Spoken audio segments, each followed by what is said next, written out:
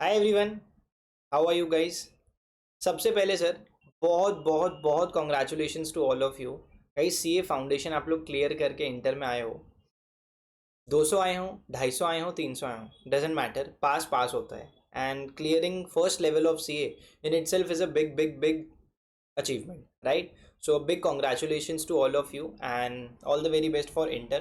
तो guys, myself CA Vedant Bajaj and मैं आपको CA इंटरमीडिएट लेवल पे पढ़ाने वाला हूँ टैक्स का subject.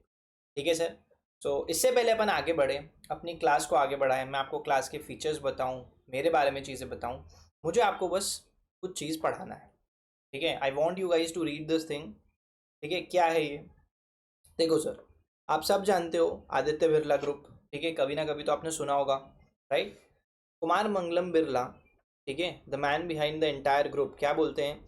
CA is not a certificate और a degree, it is the pride of my life. ठीक है, ये सीए जो है, अच्छा, he himself is a chartered accountant, right? CA जो है वो उनके लिए सिर्फ एक डिग्री नहीं है, ठीक है, it is the pride of his life. ठीक है sir. Rahul Dravid, right, cricket में जिनको द वॉल बोलते हैं, he says that the books were really huge, as big as Eden Gardens, cricket looked easier for me than the CA course.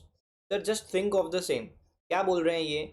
120 crore से भी ज़्यादा अपनी पॉपुलेशन में, टॉप 11 में, एंड ये तो सर टॉप 3 टॉप 5 में हमेशा रहे हैं अपने प्लेइंग डेज में।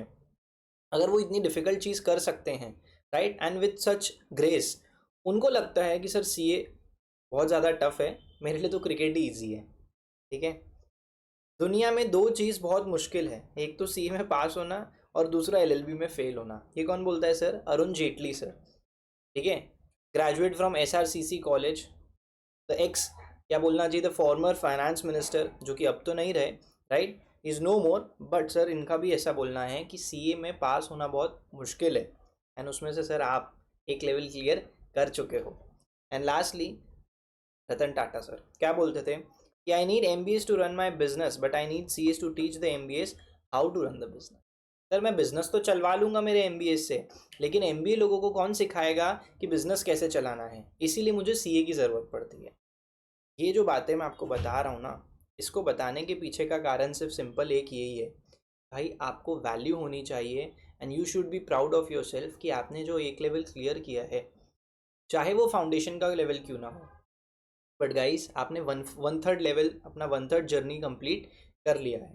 ठीक है, कि लाइफ में 3 मौके आएंगे, ज़्यादा से ज़्यादा 5 मौके आएंगे अगर आप फाइनल और इंटर में एक एक ग्रुप एग्जाम देते हो तो to celebrate the victory, right, and उसमें से एक दिन आपका कम हो चुका है, तो मेक द मोस्ट कि भाई, मतलब कीप दिस इन माइंड कि हमको हमारे अचीवमेंट्स को इतना एंजॉय करना है जस्ट लाइक हमने अभी किया है फाउंडेशन को। ठीक है, फाउंडेशन क्लियर करने का वैसे ही इंटर और फाइनल में भी करना है, एंड उसके लिए क्या करना पड़ेगा? Through out the upcoming 1 year, या बोलना चाहिए 9 मंथ्स, वो आपको एकदम रिग्रेस मेहनत करनी है, एंड बिल्कुल टेंशन नहीं लेना है, क्योंकि वो मेहनत आपको टैक्स में तो मैं करवा दूँ। ठीक है सर।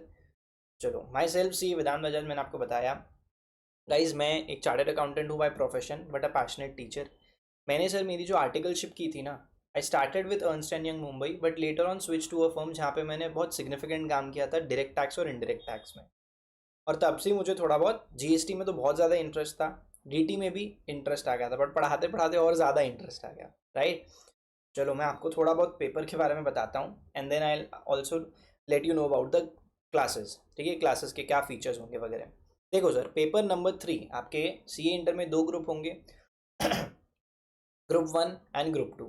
तो ग्रुप 1 में जो पेपर नंबर 3 है दैट इज टैक्सेशन। ठीक है सर, टैक्स के 2 पार्ट होते हैं, एक होता है डायरेक्ट टैक्स, दूसरा होता है sir indirect tax. Direct tax आता है 50 मार्क के लिए, और 50 मार्क के लिए आता है आपका इनडायरेक्ट टैक्स। डायरेक्ट टैक्स में आप पढ़ोगे income tax act of 1961, and यहाँ पे सर आप पढ़ोगे goods and services tax act 2017 का। ठीक है सर, ये तो हमको पता है। ठीक है, इनकम टैक्स बेसिकली आपकी वेल्थ पे लगता है, गुड्स एंड सर्विस जो अपन गुड्स खरीदते बेचते हैं उस पर लगता है। सर आपको हम क्या प्रोवाइड करने वाले हैं क्लासेस में फॉर बोथ द सब्जेक्ट्स? तो सर ऐसा है, इनकम टैक्स की अगर मैं बात करूं या मैं बात करूं जीएसटी की, दोनों में सेम चीज़ रहेगा कि भाई हम आपको एक एक कलरफुल कॉन्सेप्ट बुक प्रोवाइड करेंगे। ठीक है, followed by one structured question bank for each. Sir इसका क्या मतलब? सर देखो, जो हमारा कॉन्सेप्ट बुक रहेगा वो कलरफुल रहेगा।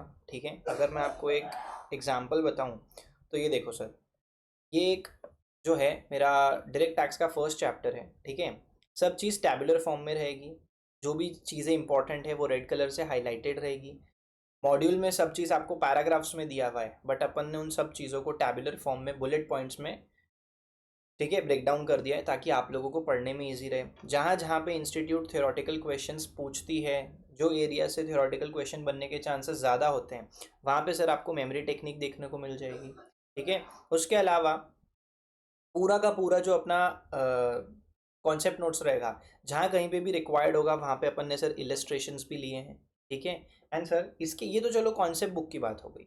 अगर मैं आपको कॉन्सेप्ट बुक के बारे में थोड़ा और बताऊं तो गाइस डीटी की कॉन्सेप्ट बुक जो है वो कितने पेजेस की रहेगी sir? It will be of 130 pages, whereas IDT की कॉन्सेप्ट बुक आपकी रहेगी 110 पेजेस की। सारे चैप्टर्स को अपन ने एकदम कॉन्सेप्चुअली एक एक कॉन्सेप्ट वाइज ब्रेक डाउन किया है। मॉड्यूल से अपन ने एवरीथिंग वी हैव कवर्ड, कुछ भी अपन ने छोड़ा नहीं है। ठीक है, बात कर लेते हैं सर क्वेश्चन बैंक की। तो क्वेश्चन बैंक में क्या स्पेशल होने वाला है? आपने लिखा है सर स्ट्रक्चर्ड क्वेश्चन बैंक। देखो, एक तो होता है कि इंस्टीट्यूट के सारे सोर्सेज से क्वेश्चन उठा के मैंने चिपका के आपको एक कंपाइलेशन पकड़ा दिया। Our question bank is not just another compilation. ठीक है, सॉरी, कंपाइलेशन। इसका क्या मतलब है सर? हमने क्या किया है, चैप्टर वाइज पहले तो सारे क्वेश्चंस को जिस सीक्वेंस में हमारे कॉन्सेप्ट नोट्स डिज़ाइन किए गए हैं, जैसे अगर कॉन्सेप्ट ए, कॉन्सेप्ट बी, कॉन्सेप्ट सी है फ्रॉम द चैप्टर नंबर 1, तो उसी सीक्वेंस में आपको चैप्टर नंबर 1 के क्वेश्चंस मिलेंगे। मतलब अपन ने सारे क्वेश्चंस को कॉन्सेप्ट वाइज बाइफरगेट किया है। ठीक है, अगर मैं आपको एक एग्जांपल दिखाऊं तो जस्ट हैव अ लुक। कहाँ गए अपन? ये देखो सर, देखो, अगर मैं बात करूँ बेसिक्स की, तो बेसिक्स में सर सबसे पहले अगर अपन ने इंपॉर्टेंट डेफिनेशंस पढ़े थे कॉन्सेप्ट नोट्स में, तो अपने क्वेश्चन बैंक में भी सबसे पहली चीज़ इंपॉर्टेंट डेफिनेशंस की आएगी। ठीक है, फॉलोड बाय अगर अपन ने पढ़ा था income of the previous year assessed in the assessment year. Sir ये सब क्या बोल रहे हो, अभी पढ़ाऊंगा। ठीक है, तो यहाँ पे क्वेश्चन बैंक में भी आपको सेम चीज़ वैसे ही दिखने वाली है। ठीक है, ये तो सर एक बात हो गई। दूसरी बात, अपना जो क्वेश्चन बैंक रहेगा ना सर, अब इंस्टीट्यूट ने एक ही टॉपिक से पिछले 10-12 साल में 4-5 बार क्वेश्चंस पूछे हैं, तो क्या अपन उस 4-5 क्वेश्चंस को इंक्लूड करेंगे?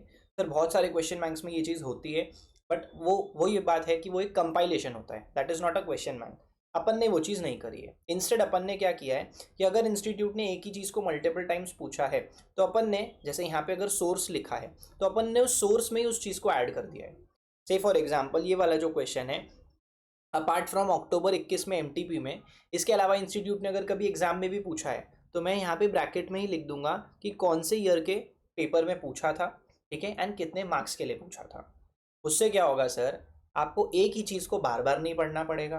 ठीक है, सोर्स पता रहने से, सोर्स लिखने से आपको ये भी पता रहेगा कि उस क्वेश्चन की इंपॉर्टेंस कितनी है, इंस्टीट्यूट उस क्वेश्चन को कितना वैल्यू करता है। राइट, एंड सबसे इंपॉर्टेंट चीज़ हमेशा याद रखना फॉर ऑल द सब्जेक्ट्स, जो भी पढ़ाई आप, जो भी क्लासेस आप अगले 9 महीने में, 8 महीने में करने वाले हो, राइट, अगले 6 महीने में क्लासेस करने वाले हो, फिर 3 महीने में आप सेल्फ स्टडी करने वाले हो, through out these 8 to 9 months का जो पीरियड आप मेहनत करोगे, that will be only and only for those 1.5 days and exam में 3 घंटे 15 मिनट। उस चीज़ के लिए आप ये पूरी मेहनत करने वाले हो। तो खुद सोच के देखो सर, जब आपका क्वेश्चन बैंक, जब आपकी कॉन्सेप्ट नोट्स इतने परफेक्टली डिजाइंड और वेल बैलेंस्ड हो, एकदम स्ट्रक्चर्ड तरीके से बनाए गए हों, ठीक है, तो आप लोगों को वो 1.5 दिन में, 1.5 डेज बिफोर द एग्जाम, जब pressure is at its peak, ठीक है, तब आपको कितना कंफर्टेबल फील होगा। एग्जाम में जब आप जाओगे तो आपको पता रहेगा कि मैंने सारे एडजस्टमेंट्स कवर करे हैं in the shortest possible manner. ठीक है, तो इस हिसाब से मैंने एक क्वेश्चन बैंक बनाया है। आई होप आपको इससे थोड़ी अंडरस्टैंडिंग आ रही हो कि सर अपन कैसे मूव अहेड करने वाले हैं। ठीक है, तो अपने सारे दोनों भी, मतलब D T I D T के क्वेश्चन बैंक भी वैसे ही रहेंगे। डी टी में अपन रफली 275 क्वेश्चन सॉल्व करेंगे, सारे क्वेश्चंस क्लास में सॉल्व होंगे। आई डी टी में 250 क्वेश्चन अपन क्लास में सॉल्व करेंगे।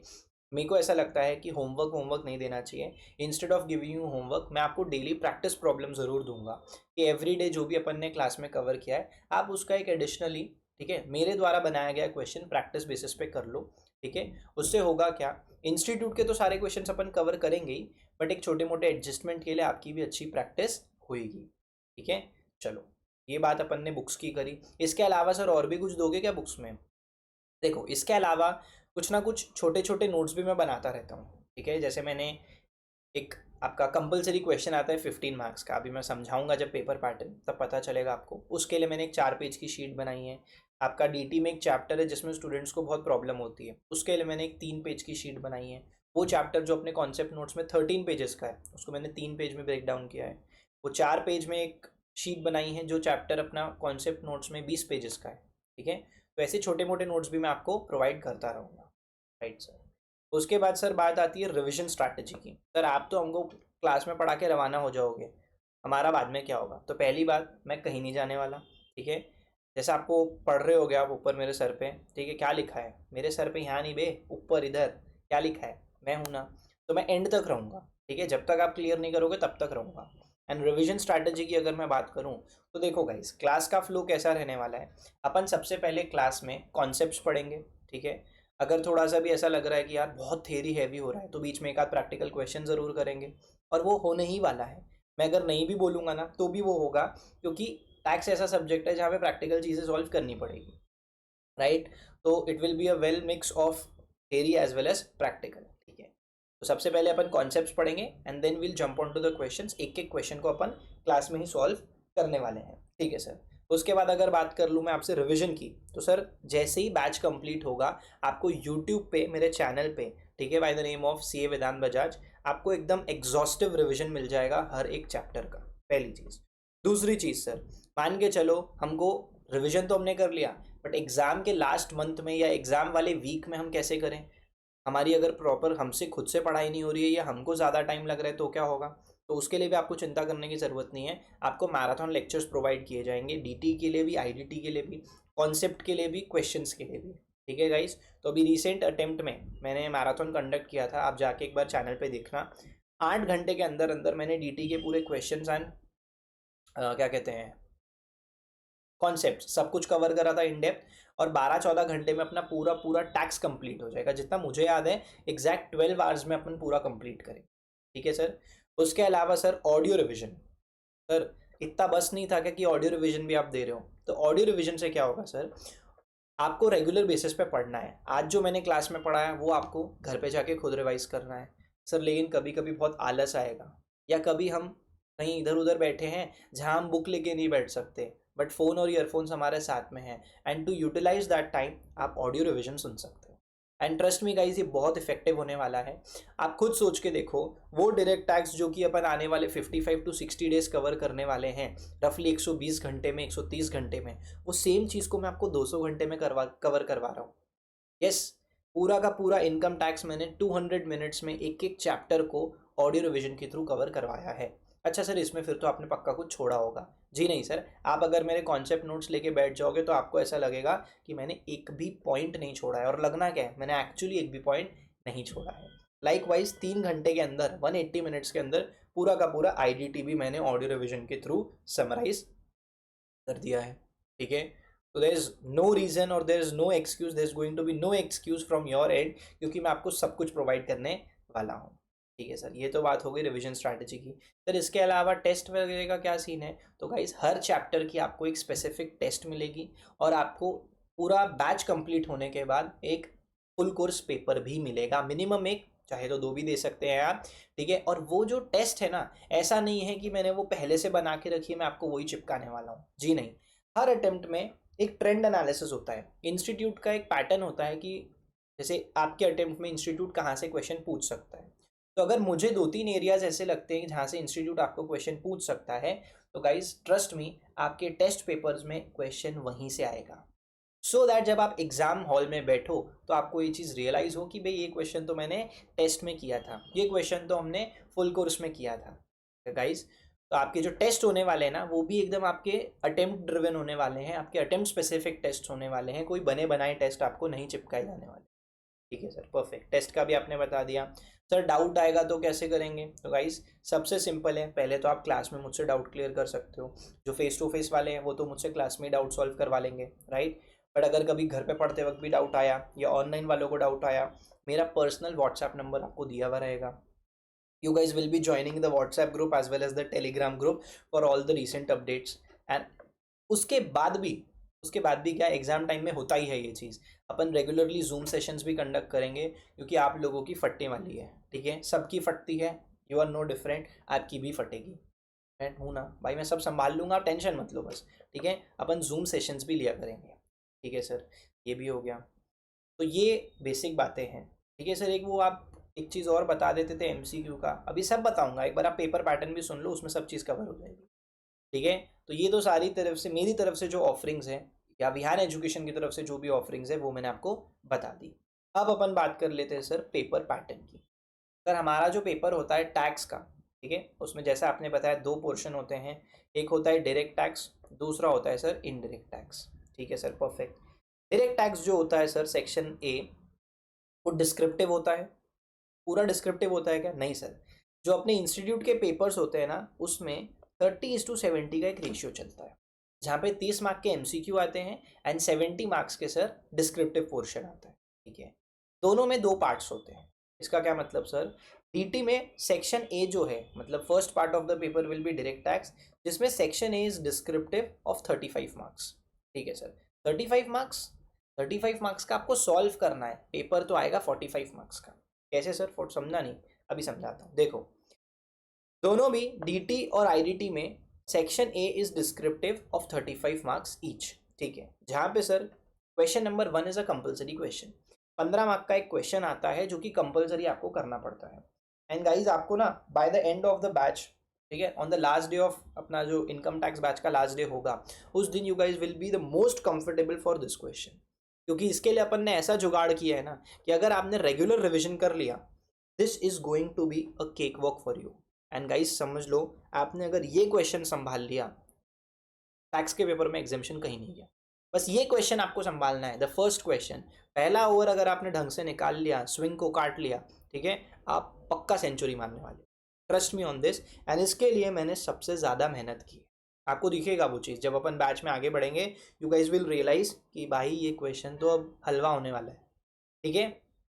चलो, तो पहला क्वेश्चन होता है अपना कंपलसरी क्वेश्चन, 15 मार्क का है, ये सॉल्व करना ही है।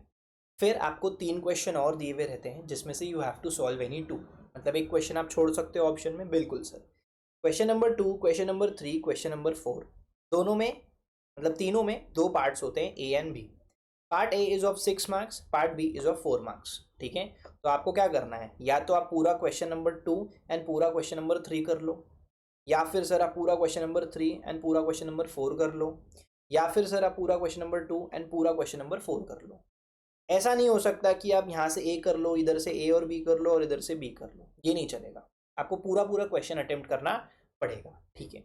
तो यहाँ से 10, 10 और 25, ऐसा 15, 35 मार्क की कवरेज हो गई, ठीक है सर। बचा हुआ 15 मार्क जो रहेगा वो आपका एमसीक्यू रहेगा।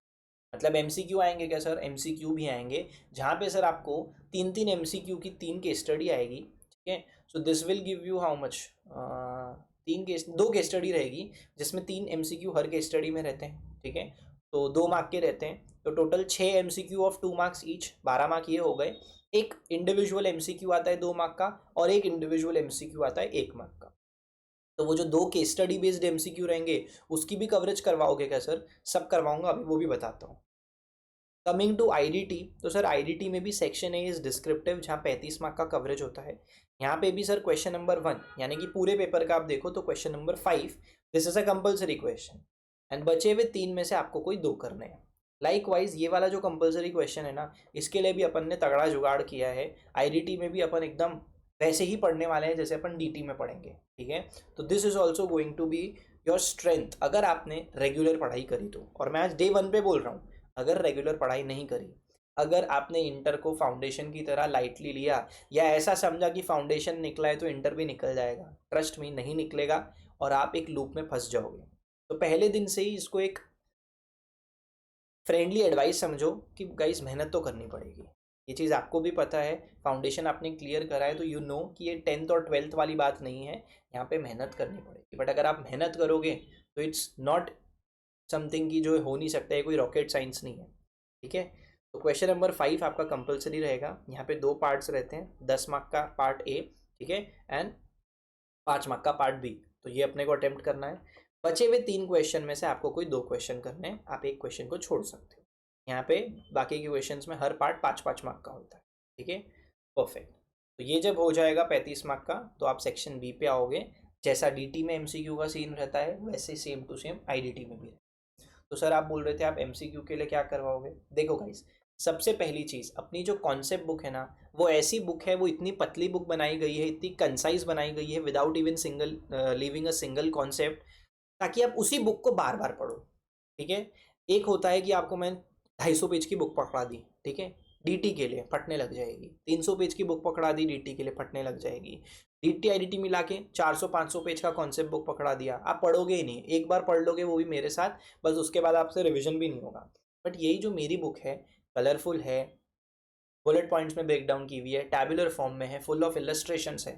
ठीक है, तो इससे होगा क्या, आप एक ही चीज़ को बार बार पढ़ोगे।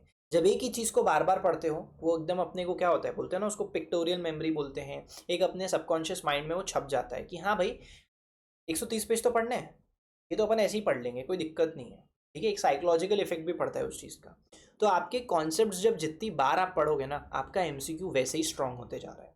और उसके अलावा भी अगर मैं आपको बोलूँ ना, तो गाइज अपन क्या करने वाले हैं, इंस्टीट्यूट अपना एक केस बुकलेट सिनेरियो देता है, ठीक है, स्पेसिफिकली फॉर एमसीक्यू। डीटी के लिए अलग, आईडीटी के लिए अलग। डीटी के लिए जिसमें रफली 100-110 एमसीक्यूज होते हैं, और आईडीटी में भी रफली उतने एमसीक्यूज होते हैं, और ख़ास बात ये पूरे केस स्टडी बेस्ड होते हैं। तो वो अपन पूरा डेप्थ में कवर करेंगे, एक एक बुलेट पॉइंट उसमें छोड़ने नहीं वाले अपन, एक एक पेज को, एक एक वर्ड को एकदम डिटेल में पढ़ेंगे, उसका मतलब समझेंगे, किधर इंस्टीट्यूट ने इस एमसीक्यू में आपको घुमाया है, कैसे इंस्टीट्यूट आपसे गलती करवा सकता है, वो सारी चीज़ अपन कवर करने वाले हैं। यही बुक अगर मैं आपको एक एमसीक्यू की बुक बना के दे देता ना, तो आपको एक बहुत बड़ा अपना एक बर्डन जैसा फील होता कि भाई अभी तो एमसीक्यू भी कवर करना है, एंड जिसकी कोई खास ज़रूरत नहीं है। अगर आपने पूरे कॉन्सेप्ट्स को अच्छे से कवर कर लिया, क्लास अच्छे से अटेंड कर ली, और मेरे साथ ये MCQ booklet, case scenario booklet अगर आपने इंस्टीट्यूट के द्वारा दी गई मेरे साथ सॉल्व कर ली, you are good to go, and you are definitely going to score an exemption in tax. Exemption is the bare minimum. ठीक है, आप जितना ज़्यादा एम कर सकते हो उतना ज़्यादा एम करो, आपको मार्क्स आएंगे, इसी कवरेज से आएंगे, इतनी ही तैयारी से आएंगे, फॉर श्योर आएंगे। ठीक है गाइस, तो ये मैंने आपको पेपर पैटर्न भी बता दिया। ठीक है, अब मैं आपको अगर बात करूँ अपन कैसे क्या पढ़ने वाले हैं, तो गाइस पहले अपन इनकम टैक्स चालू करेंगे, that is direct tax. Direct tax में सर होते हैं 12 चैप्टर्स, एंड मैंने एक चैप्टर 13th चैप्टर बनाया by the name of total income. ठीक है, टोटल इनकम यानी कि क्या सर, ये जो अपना कंपलसरी क्वेश्चन आता है ना 15 मार्क्स के लिए, ठीक है, ये जो कंपलसरी क्वेश्चन आता है, इसके लिए मैंने एक अलग से चैप्टर बना दिया है by the name of chapter number 13। जैसा इंस्टीट्यूट के मॉड्यूल में सीक्वेंस है, उसी सीक्वेंस में अपन पढ़ाई करने वाले हैं। ठीक है, एंड आपको, अगर आप मेरे नोट्स पढ़ रहे हो, मेरे क्वेश्चन बैंक को सॉल्व कर रहे हो, तो फिर ट्रस्ट मी आपको कुछ और करने की ज़रूरत नहीं है, मॉड्यूल खोलने की ज़रूरत नहीं है। हाँ, जो जो क्वेश्चन मैं स्पेसिफिकली आपको बोलूँगा मॉड्यूल से करना है, वो अपन अलग से सॉल्व करेंगे। अगर आगे चल के मुझे लगता है कि आपके अटेम्प्ट के आरटीपी या एमटीपी में कोई नया क्वेश्चन आया है, तो मैं आपको इन्फॉर्म नहीं करूँगा, मैं आपको उसका सल्यूशन लेके आऊँगा। ठीक है, आपके पास आ जाऊँगा मैं उसका वीडियो लेके, आपको समझाने के लिए कि क्या नया क्वेश्चन है, इसमें क्या नया इंस्टीट्यूट ने लाया है। ठीक है, सो आई गेस आपको काफ़ी कुछ चीज़ें क्लियर हो चुकी होगी, राइट। अब अपन क्या करेंगे, अब अपन अपना पढ़ाई चालू करें। ठीक है सर, तो सर सबसे पहले मुझे बताओ, क्या लगता है आपको टैक्स क्या होता है? अपन टैक्स की बात कर रहे हैं ना, तो टेल मी, टैक्स क्या होता है, what do you think? Sir ये तो बता दो, आप आए हो पढ़ाने। अरे हाँ, मैं आया हूँ पढ़ाने, मुझे भी पता है, बट आप मुझे एक बात बताओ, मैं आपसे पूछ रहा हूँ कि सर टैक्स का मतलब क्या होता है? सर हमको ये बस इतना पता है कि हमसे टैक्स सरकार हमसे टैक्स कलेक्ट करती है। ठीक है, बहुत सही पता है, बट कभी आपने सोचा है कि वो आपसे टैक्स क्यों कलेक्ट करती है? हम्म। हाँ। हाँ, ठीक है, तो अगर आपको यहाँ पे रहना है, ठीक है, इस कंट्री में रहना है, जहाँ पे आप रहते रहते बहुत सारी चीज़ों का बेनिफिट लेते हो, फिर चाहे वो हेल्थ केयर हो, राइट, फिर चाहे वो आपका एजुकेशन हो, राइट, इंफ्रास्ट्रक्चर फैसिलिटीज़ हो, ठीक है, और क्या बोलते हैं अपन, हेल्थ केयर हो गया, इंफ्रास्ट्रक्चर हो गया, ठीक है, एजुकेशन हो गया, ठीक है, खाना पीना हो गया अपना, बहुत और भी बहुत सारी ऐसी चीज़ें हैं, अपनी सेफ्टी के लिए डिफेंस अपना इतना स्ट्रांग है। ये सारी चीज़ें की सर्विस जो अपने को सरकार प्रोवाइड करवाती है, कभी आपने सोच के देखा है कि सरकार के पास पैसा कहाँ से आता है ये सारी चीज़ों के लिए? जाहिर सी बात है सर, जो लोगों को वो ये चीज़ की फैसिलिटी दे रहे हैं उनसे ही कलेक्शन करेंगे। ऑफ कोर्स उनके और भी एवेन्यूज़ हैं पैसा कमाने के, और भी एवेन्यूज़ हैं उनको फंड जनरेट करने के, but one of the most significant source of revenue बोलो या significant source of fund collection बोलो for the government, it is from the taxation system. वो टैक्स से सबसे ज़्यादा पैसा कलेक्ट करते हैं। एंड टैक्स किससे कलेक्ट करते हैं? आप और मेरे जैसे लोगों से। हाँ, अपने जैसे लोगों से ही टैक्स कलेक्ट किया जाता है, बट सबसे कलेक्ट नहीं किया जाता। इवन दो सबके सब, आप मैं सब फैसिलिटी यूज़ कर रहे हैं, मैं शायद टैक्स पे करता हूँ बट शायद आप टैक्स पे नहीं करते होगे, राइट? है कि नहीं? तो ऐसा नहीं है कि अपन इंडिया में जो भी लोग रहते हैं सबसे कंट्रीब्यूशन लेते हैं, नहीं, ऐसा नहीं है। The ones who are fulfilling certain conditions जो कि इंस्टीट्यूट अपने गवर्नमेंट के द्वारा बताई गई है, जो उनके द्वारा बोला गया है कि आपने अगर इतने रुपए से ज़्यादा कमाया तो हम आपसे टैक्स लेंगे, ठीक है, उन लोगों से टैक्स कलेक्ट किया जाता है। तो क्या आपको लगता है, do you think it will be fair to say कि टैक्स का मतलब cost of living in the society होता है, कि अगर इस कंट्री में रहना है, ठीक है, तो कॉस्ट ऑफ लिविंग के लिए इस कंट्री में रहने के लिए अपना कंट्रीब्यूशन पे करना पड़ेगा, ठीक है? बट खास बात यही है कि सबको नहीं करना पड़ता, ठीक है, सिर्फ जो गवर्नमेंट के द्वारा कुछ कंडीशन सेटिस्फाई करते हैं उन लोगों को कॉस्ट ऑफ लिविंग पे करना पड़ता है, ठीक है? तो इससे तो ये समझ में आता है सर कि टैक्स का मतलब होता है cost of living in the society, और इस सोसाइटी में अगर रह रहे हैं तो हमको ऐसी क्या सर्विस मिल रही है। देखो सर, आओ कॉन्सेप्ट नोट्स में बताता हूँ। देखो सर, सिंपल सी बात है। क्या सिंपल सी बात है सर? टैक्स का मतलब होता है cost of living in the society, जैसा कि मैंने बोला, ठीक है। Article 366 of the Indian constitution जो है ना, it defines the term taxation as follows. Taxation includes imposition of any tax or impost, चाहे वो जनरल हो, लोकल हो, स्पेशल हो, and the tax shall be construed accordingly. ठीक है सर, समझते हैं ये बात को। Taxes are to be considered, ठीक है, tax are considered to be the cost of living in a society. They are levied by the government to meet the common welfare expenditure of the society. इस society के जो common खर्चे हैं, जो common facilities हमको सब लोगों को प्रोवाइड करनी है, उसके लिए हम टैक्स लेवी करते हैं। दो टाइप ऑफ टैक्सेस होते हैं, there are two types of taxes. एक होता है आपका direct tax, another one is your indirect tax, ठीक है सर। डायरेक्ट टैक्स में क्या फर्क, इनडायरेक्ट टैक्स में क्या फर्क, मतलब क्या डिफरेंस है बेसिकली? सर बहुत सिंपल है। डायरेक्ट टैक्स का मतलब जो बंदा कुछ पैसा कमा रहा है, ठीक है, और उसकी कमाई पे अगर टैक्स लग रहा है तो it means he is paying the income tax, direct tax, ठीक है। और जिसने कमाया है वही पे कर रहा है, बराबर है। लेकिन आईडीटी यानी कि इनडायरेक्ट टैक्स में ऐसा नहीं होता। इनडायरेक्ट टैक्स का एग्जांपल ले लो आप, गुड्स एंड सर्विस टैक्स, बराबर है। अब गुड्स एंड सर्विस टैक्स में क्या होता है, आप डेली बेसिस पे कुछ सामान खरीदते हो, बराबर है। आपके पापा का अगर कुछ शॉप होगा, बिजनेस होगा, तो वो डेली बेसिस पे कुछ सामान बेचते हैं।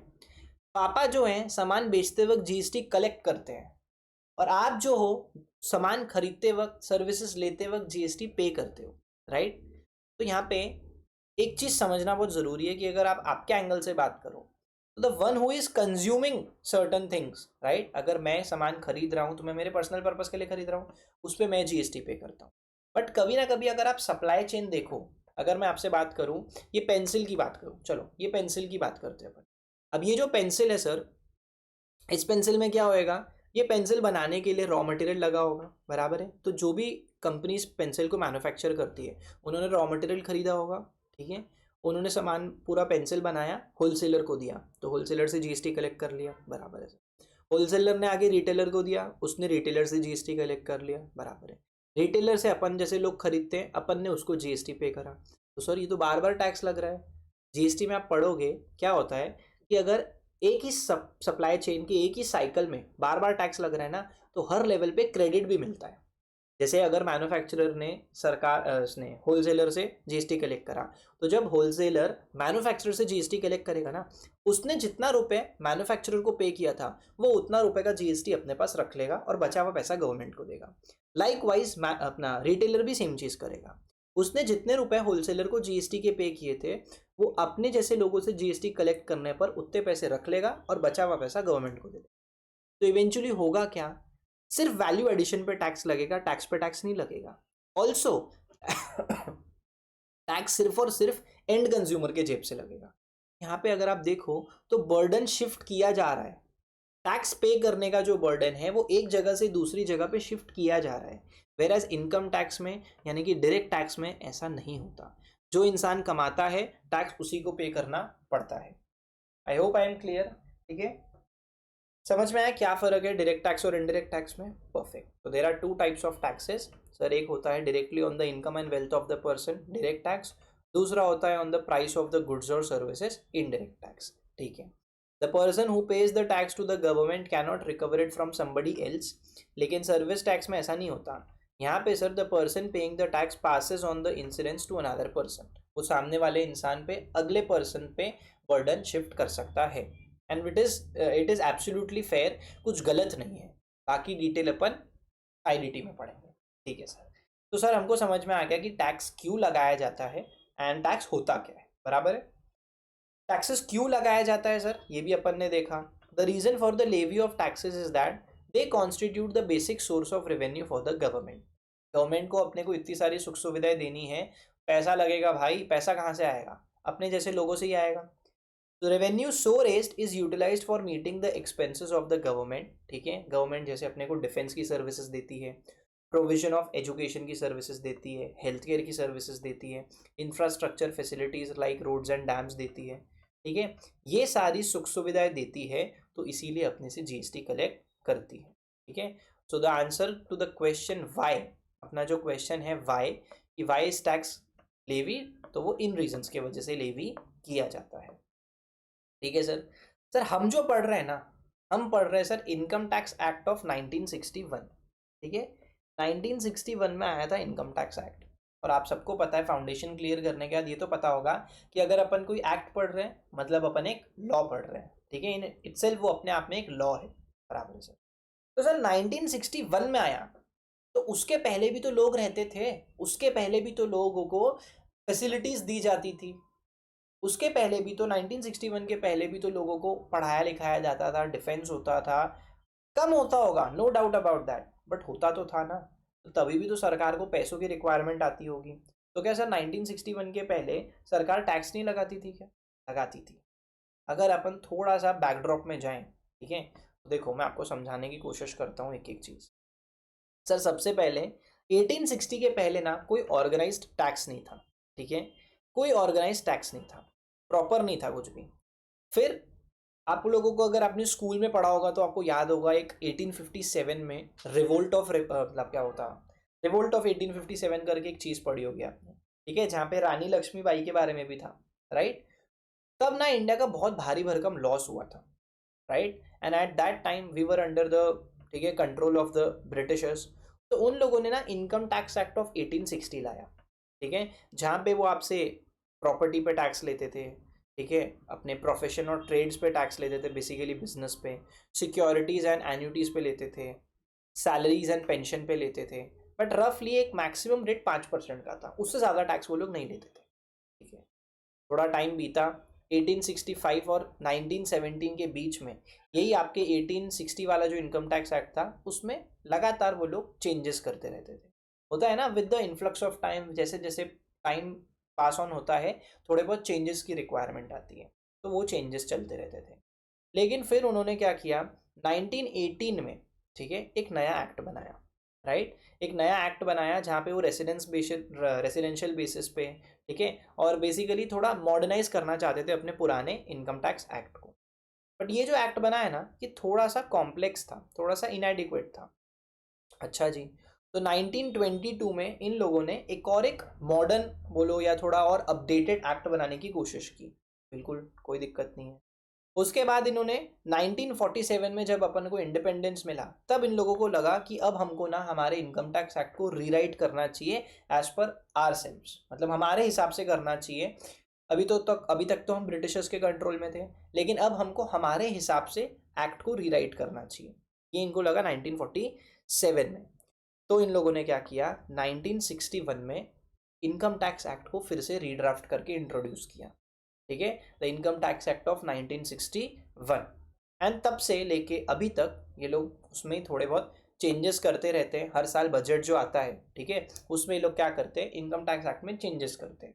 अब अगर बजट में मान के चलो किसी पर्टिकुलर चीज़ पे रेट बढ़ाना है, ठीक है, किसी पर्टिकुलर चीज़ पे रेट कम करना है, तो उसके लिए वो लोग क्या करते हैं, हर साल बजट पेश करने के बाद फाइनेंस एक्ट लाते हैं, ठीक है। And it is nothing but an amendment, it is introduced as an amendment in the income tax act of 1961। क्योंकि सर पूरा का पूरा नया एक्ट बनाना पॉसिबल नहीं है। आपको पता है एक्ट बनाने के लिए पहले पूरा बिल प्रेजेंट करना पड़ेगा। जब bill both the houses of parliament से पास होगा, ठीक है, राज्यसभा और लोकसभा से पास होगा, तब जाके वो आगे एक्ट बनता है, ठीक है। तो वो इतना लंबा प्रोसीजर करने के बजाय ये लोग क्या करते हैं, फाइनेंस एक्ट लाते हैं एंड उसके थ्रू अमेंडमेंट लाते हैं। और ये अभी तक हर साल ये लोग करते हैं। हर साल 1 को यूनियन बजट प्रेजेंट होता है, बराबर है। लेकिन जिस साल में इलेक्शन होते हैं उस साल में 2 बार बजट आता है। जैसे अभी लास्ट 2024 में हुआ था ये चीज़ कि भाई पहले 1 को आपने एक फर्स्ट बिल बनाया, ठीक है, एंड फिर फुल फ्लेजेड बजट जो आया था वो जुलाई महीने में आया था। ऐसा क्यों होता है सर? हो सकता है कि इलेक्शन के रिजल्ट के बाद पार्टी चेंज हो जाए, रूलिंग पार्टी चेंज हो जाए। रूलिंग पार्टी चेंज होगी so the new party will come up with their own ideologies. उनके हिसाब से उन लोग को इस सेक्टर में कम पैसा लगाना है, उस सेक्टर में पैसा ज़्यादा लगाना है। तो इसीलिए एक बार रिजल्ट के बाद भी फुल फ्लेजेड बजट प्रेजेंट होता है, ठीक है सर, समझ गया। तो ये अमेंडमेंट होते हैं एंड इस हिसाब से अपना इनकम टैक्स एक्ट का, इनकम टैक्स लॉ का इंडिया में पूरा सीरीज चलते आ रहा है, ठीक है।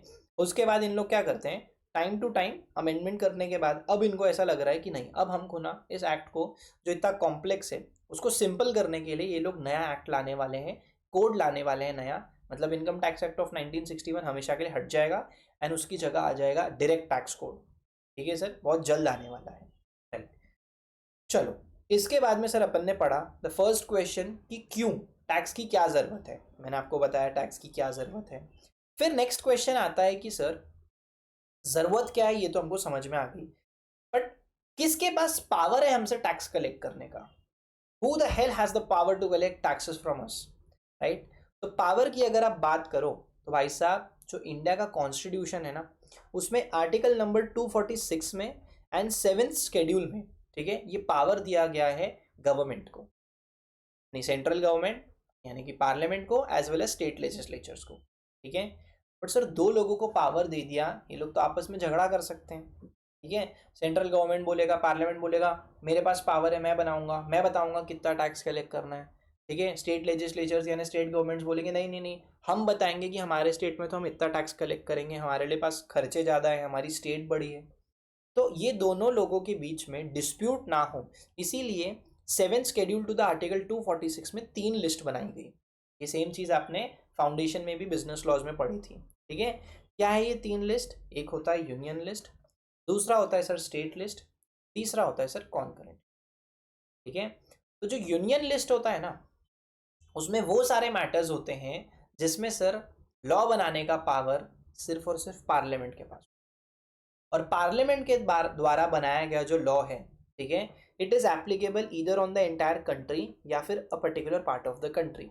जिधर भी पार्लियामेंट चाहे उधर उस लॉ को इम्पोज कर सकता है, इम्प्लीमेंट कर सकता है, ठीक है। यानी कि इधर द एंटायर कंट्री और particular part of the country.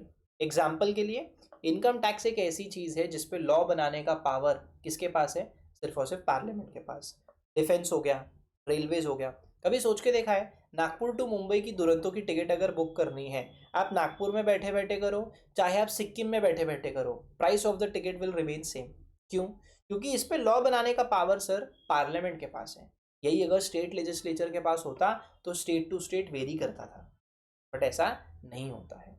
अगर अपन बात करें स्टेट लिस्ट की, ठीक है, तो यहाँ पे सर ऐसे मैटर्स आते हैं जिसपे लॉ बनाने का पावर स्टेट लेजिस्लेचर्स के पास होता है, और स्टेट लेजिस्लेचर्स के द्वारा बनाए गए जो लॉ होते हैं it is applicable within that state और particular part of the state, ठीक है। या तो उसी स्टेट में एप्लीकेबल होगा या a particular part of the state पे एप्लीकेबल होगा, ठीक है। एग्जाम्पल के लिए alcohol, Gujarat is a dry state, although वहाँ पे भी लोग पीते होंगे, right.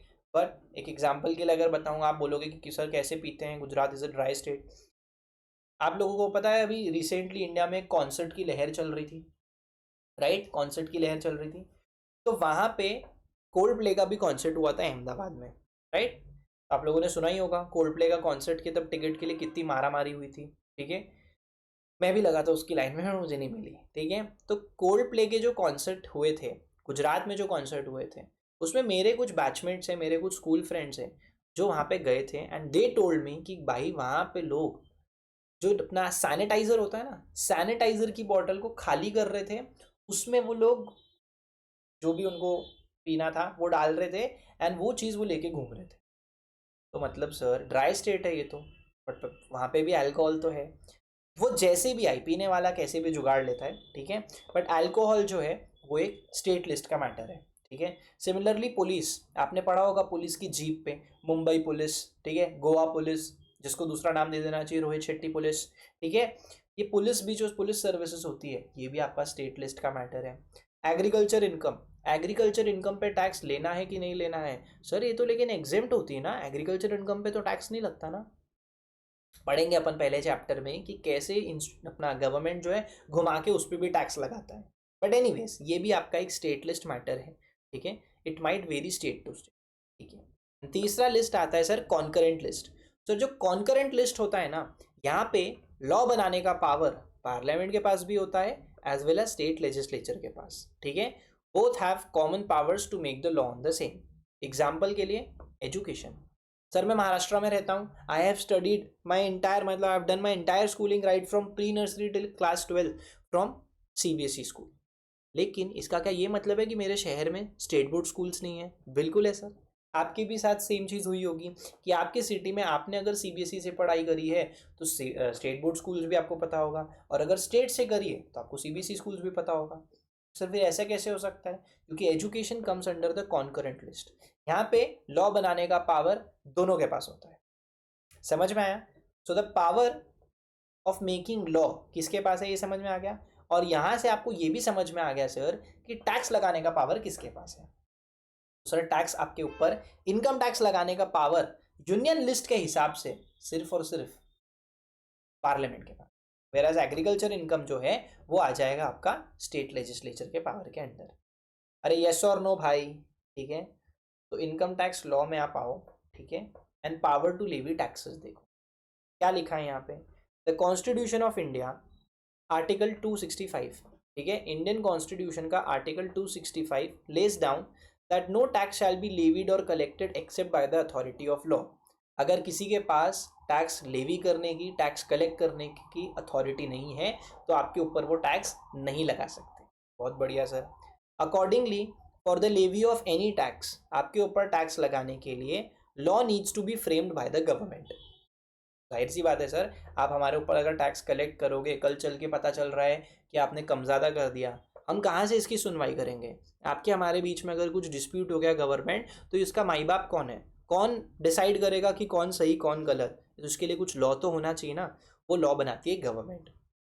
The constitution of India gives the power to levy and collect the taxes, चाहे वो डायरेक्ट टैक्स हो चाहे वो इनडायरेक्ट टैक्स हो, to the central and the state governments. अपन ने अभी पढ़ा, parliament and state legislatures are empowered to make the laws on the matters enumerated in the 7th schedule by article 246, ठीक है, of the constitution of India. Yes or no?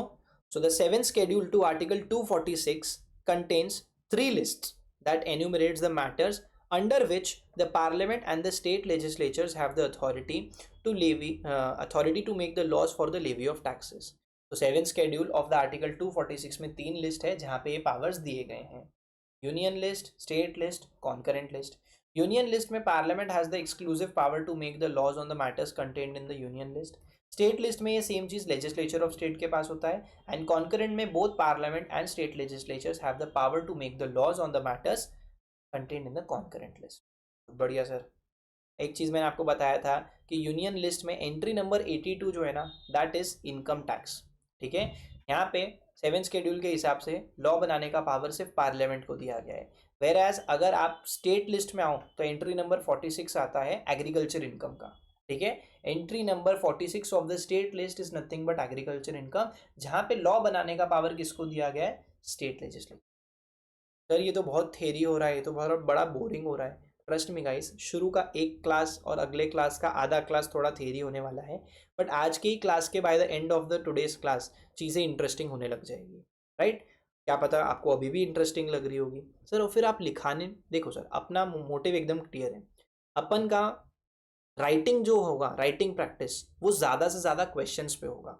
तो sir फिर concepts, देखो concept के लिए आपको ये book तो मिलेगी, उसके अलावा जब अपना हर चैप्टर का एक बार कॉन्सेप्ट कंप्लीशन होगा ना, तो आई मेक श्योर कि मैं आपको ऐसे ही रफ में स्क्रिबल रिविजन के थ्रू फ्लो चार्ट जरूर बनवाऊँ, ठीक है, सो दैट आपको भी थोड़ा हैंग आ जाएगा, राइट। एंड आपको राइटिंग प्रैक्टिस का लोड लेने का बिल्कुल भी ज़रूरत नहीं है, आपको जो डेली प्रैक्टिस प्रॉब्लम्स मिलेंगे ना, उससे अपन राइटिंग प्रैक्टिस पे भी ध्यान देंगे, ठीक है। और वैसे भी गाइस सारे क्वेश्चन आपको खुद सॉल्व करने हैं मेरे साथ क्लास में, तो आप लिखोगे ही लिखो।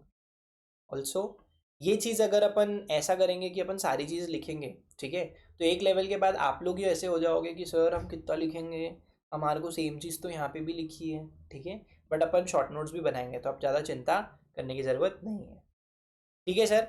चलो इसके बाद में सर आता है पावर बनाने के बाद, आपने लॉ तो बना दिया, लॉ में आपने पावर भी दे दिया कि कौन टैक्स लगाएगा, बट सर ये लॉ बनता कहाँ से है? ये लॉ जो है इनकम टैक्स वाला, इसको बनाने का सोर्स क्या था? ये कहीं ना कहीं से तो आपने लॉ बनाया होगा। So what were the sources of income tax, ये अपने इनडायरेक्ट टैक्स लॉज, ठीक है। सबसे इंपॉर्टेंट जो इनकम टैक्स एक्ट है 1961, वो एक बेस था इनकम टैक्स लॉ बनाने के, ठीक है। तो ये जो कभी भी लॉ बनता है तो लॉ की शुरुआत एक एक्ट से ही होती है, राइट। तो इनकम टैक्स एक्ट ऑफ 1961 पहली चीज़। दूसरी चीज़ आपने देखा होगा कि आपने फाउंडेशन में भी ये चीज़ पढ़ी थी, लॉ में बहुत जगह वो लोग ऐसा लिखते थे कि अगर आपने ऐसा नहीं किया तो आपके ऊपर पेनल्टी लगेगी एज में भी प्रिस्क्राइब, राइट। तो वो एज में भी प्रिस्क्राइब तो लिख देते थे, बट उसमें ये नहीं बताते थे कि पेनल्टी कितनी लगेगी। तो सर ये हमको कैसे पता चलेगा? तो गाइज जब कभी भी एक एक्ट में एक एक्ट बनता है ना, उसके साथ उसके रूल्स भी बनते हैं। कोई भी एक्ट बने उसके साथ उसके करस्पॉन्डिंग रूल्स भी बनते हैं, और जो वो एक्ट में एज में बी प्रिस्क्राइब्ड, एज में बी नोटिफाइड लिखा होता है ना, वो सारी चीज़ें कहाँ प्रिस्क्राइब की जाती है? रूल्स में प्रिस्क्राइब की जाती है, ठीक है। तो एक अगर एक्ट अपना सोर्स ऑफ लॉ है, तो rules has to be the second source of law. फिर आता है sir finance act. Finance act मतलब क्या सर? तो गाइज आप खुद सोचो, सरकार को अगर ऐसा लग रहा है, ठीक है, कि ऑनलाइन विनिंग्स, जैसे अभी रिसेंटली उन लोग ने बैन किया है ऑनलाइन विनिंग्स को, वैसे ही सरकार को और भी ऐसी बहुत सारी चीज़ें लगती है कि जहाँ पे हमको टैक्स ज़्यादा लगाना चाहिए, टैक्स हमको कहीं पे कम लगाना चाहिए, राइट। आप एक एग्जांपल समझ के चलो कि बहुत ज़्यादा डेथ्स होने लग गई अपने कंट्री में बिकॉज ऑफ कैंसर, ठीक है। एंड कैंसर क्यों हो रहा है? Because of excessive usage of tobacco, ठीक है। अब सरकार क्या करती है रियल लाइफ में, अगर आपको पता ना हो तो मैं आपको बता दूं, उस पर टैक्स भर भर के लगता है। और सरकार क्या बोलती है? हम भर भर के टैक्स इसलिए लगा रहे हैं because we want to discourage the usage of the same, right. But अगर डिस्करेज करना ही है तो उसको कंप्लीटली बैन क्यों नहीं कर देते? आप सोचते होगे, या मैं तो बहुत बार ऐसा सोचता हूँ कि इसको बैन क्यों नहीं कर देते आप? बहुत ख़राब चीज़ है ये, दारू सिगरेट वगैरह जो भी है, स्पेशली सिगरेट एंड ड्रग्स, ठीक है, ये सारी चीज़ों को बैन करना चाहिए। बट सरकार उस पर ज़्यादा टैक्स कलेक्ट करती है, क्योंकि सरकार ना अपनी कंट्री के लोगों को बहुत अच्छे से जानती है, उनके रग रग से वाकिफ़ है, राइट। क्यों सर, ऐसा क्यों? क्योंकि उनको मालूम है कि जिन लोगों को इस चीज़ की लत लग गई है ना, मैं हम कितना भी महंगा कर दे उसको, ये इतने नालायक लोग हैं, ये पैसे इधर उधर से जमा करके वो खरीदेंगे, वो कंज्यूम करेंगे। तो क्यों ना देश का थोड़ा फ़ायदा किए जाए, इन बर्बाद लोगों के चक्कर में हम देश का क्यों नुकसान करें? सरकार ऐसा सोचती है, तो सरकार क्या करती है? उस पर ज़्यादा टैक्स लगाती है, तो वहाँ से उनको तगड़ा कलेक्शन भी हो जाता है, और ये पगले लोगों को बोल दिया जाता है कि तुमको डिस्करेज करने के लिए ज़्यादा टैक्स लगाया जा रहा है। नेवर नो, क्या पता सही में भी ऐसा हो रहा हो, राइट। बट अपने को उनके इंटेंशंस का नहीं पता, ठीक है। तो अब मान के चलो उनको कंप्लीटली बैन करना है, उस पर या तो ऐसा है कि टैक्स डबल करना है, पहले जो था उसका डबल करना है। तो अब डबल करने के लिए क्या वो नया एक्ट बनाएंगे क्या? फिर से पूरा नया एक्ट बनाने में तो बहुत समय लग जाएगा। तो वो क्या करते हैं, एक नया प्रोविजन लाते हैं in the existent act. Existing act में एक नया प्रोविजन लाने के लिए वो लोग फाइनेंस एक्ट बनाते हैं, ठीक है। हर साल फाइनेंस एक्ट बनता है। जैसे अगर अपन बात करें कि अपन खड़े हैं कौन से साल में सर? अपन खड़े हैं फाइनेंशियल ईयर 24-25 में, सॉरी 25-26 में, राइट। अपन कहाँ खड़े हैं? फाइनेंशियल ईयर 25-26 में खड़े, ठीक है। तो अब 26 यानी कि अपना 31 मार्च को ख़त्म हो जाएगा, राइट। चलो ये जो साल है ना 25-26 वाला, राइट, इसके पहले जो एक्ट आया था फाइनेंस एक्ट, कौन सा एक्ट था सर? फाइनेंस एक्ट आया था 24-25 का, ठीक है। फाइनेंस एक्ट ऑफ 24-25, जो कि कब प्रेजेंट हुआ था सर? ये प्रेजेंट हुआ था 1 फरवरी 2025 को, ठीक है, मतलब वो जो नया एक्ट आया था ना, समझ के चलो ये वो एक्ट है। तो अभी ये जो एक्ट रहेगा, ये फाइनेंस एक्ट जो रहेगा ना, ये आपका इस साल से एप्लीकेबल होता है। मतलब एग्जिस्टिंग जो 24-25 का साल है ना, उसमें ये एक्ट के जो भी प्रोविजंस इन्होंने नए लिखे हैं, ड्राफ्टिंग्स करी है, वो 24-25 पे अप्लाई ना होके 25-26 से अप्लाई होना चालू होती है। ठीक है, तो जो फाइनेंस एक्ट होता है ना, ये जो फाइनेंस एक्ट होता है ये हर साल आता है, हर साल का एक फाइनेंस एक्ट बनता है, राइट। एंड उस फाइनेंस एक्ट के थ्रू सरकार जो है उनको रिसेंट चेंजेस करने हैं लॉ में, वो चेंजेस करते हैं। सो अपना जो फाइनेंस एक्ट है ना, जैसे मान के चलो अपने को किसी का रेट ऑफ टैक्स बढ़ाना है, किसी का कम करना है, ये अपना एक और एक सोर्स ऑफ लॉ बनता है। ठीक है, this is the third source of law. चौथा होता है सर्क्यूलर्स एंड नोटिफिकेशंस। अब what do you mean by circulars and notification? तो गाइज, आपने लॉ तो बना दिया, अब लॉ में जैसे एक इनकम टैक्स की अगर बात करूं, चलो आगे बढ़े उससे पहले आपको बताता हूँ। इनकम टैक्स जो इंडिया में लगता है ना, उसके लिए गवर्निंग बॉडी लगाई गई है, बनाई गई है। मतलब कौन इंश्योर, वो लोग इंश्योर करते हैं, वो बॉडी इंश्योर करती है कि इनकम टैक्स ऐसे लगना चाहिए, इतना इतना लगना चाहिए। एंड वो ये भी चेक करते हैं कि क्या ये प्रॉपरली इम्प्लीमेंट हो रहा है क्या। ठीक है, उसका नाम है सीबीडीटी। सीबीडीटी का क्या मतलब? Central board for direct taxes in India. Central board for direct tax. ठीक है, वैसे ही इनडायरेक्ट टैक्स के लिए भी एक बॉडी बनाई गई है, CBIC, central board for indirect taxes and customs in India.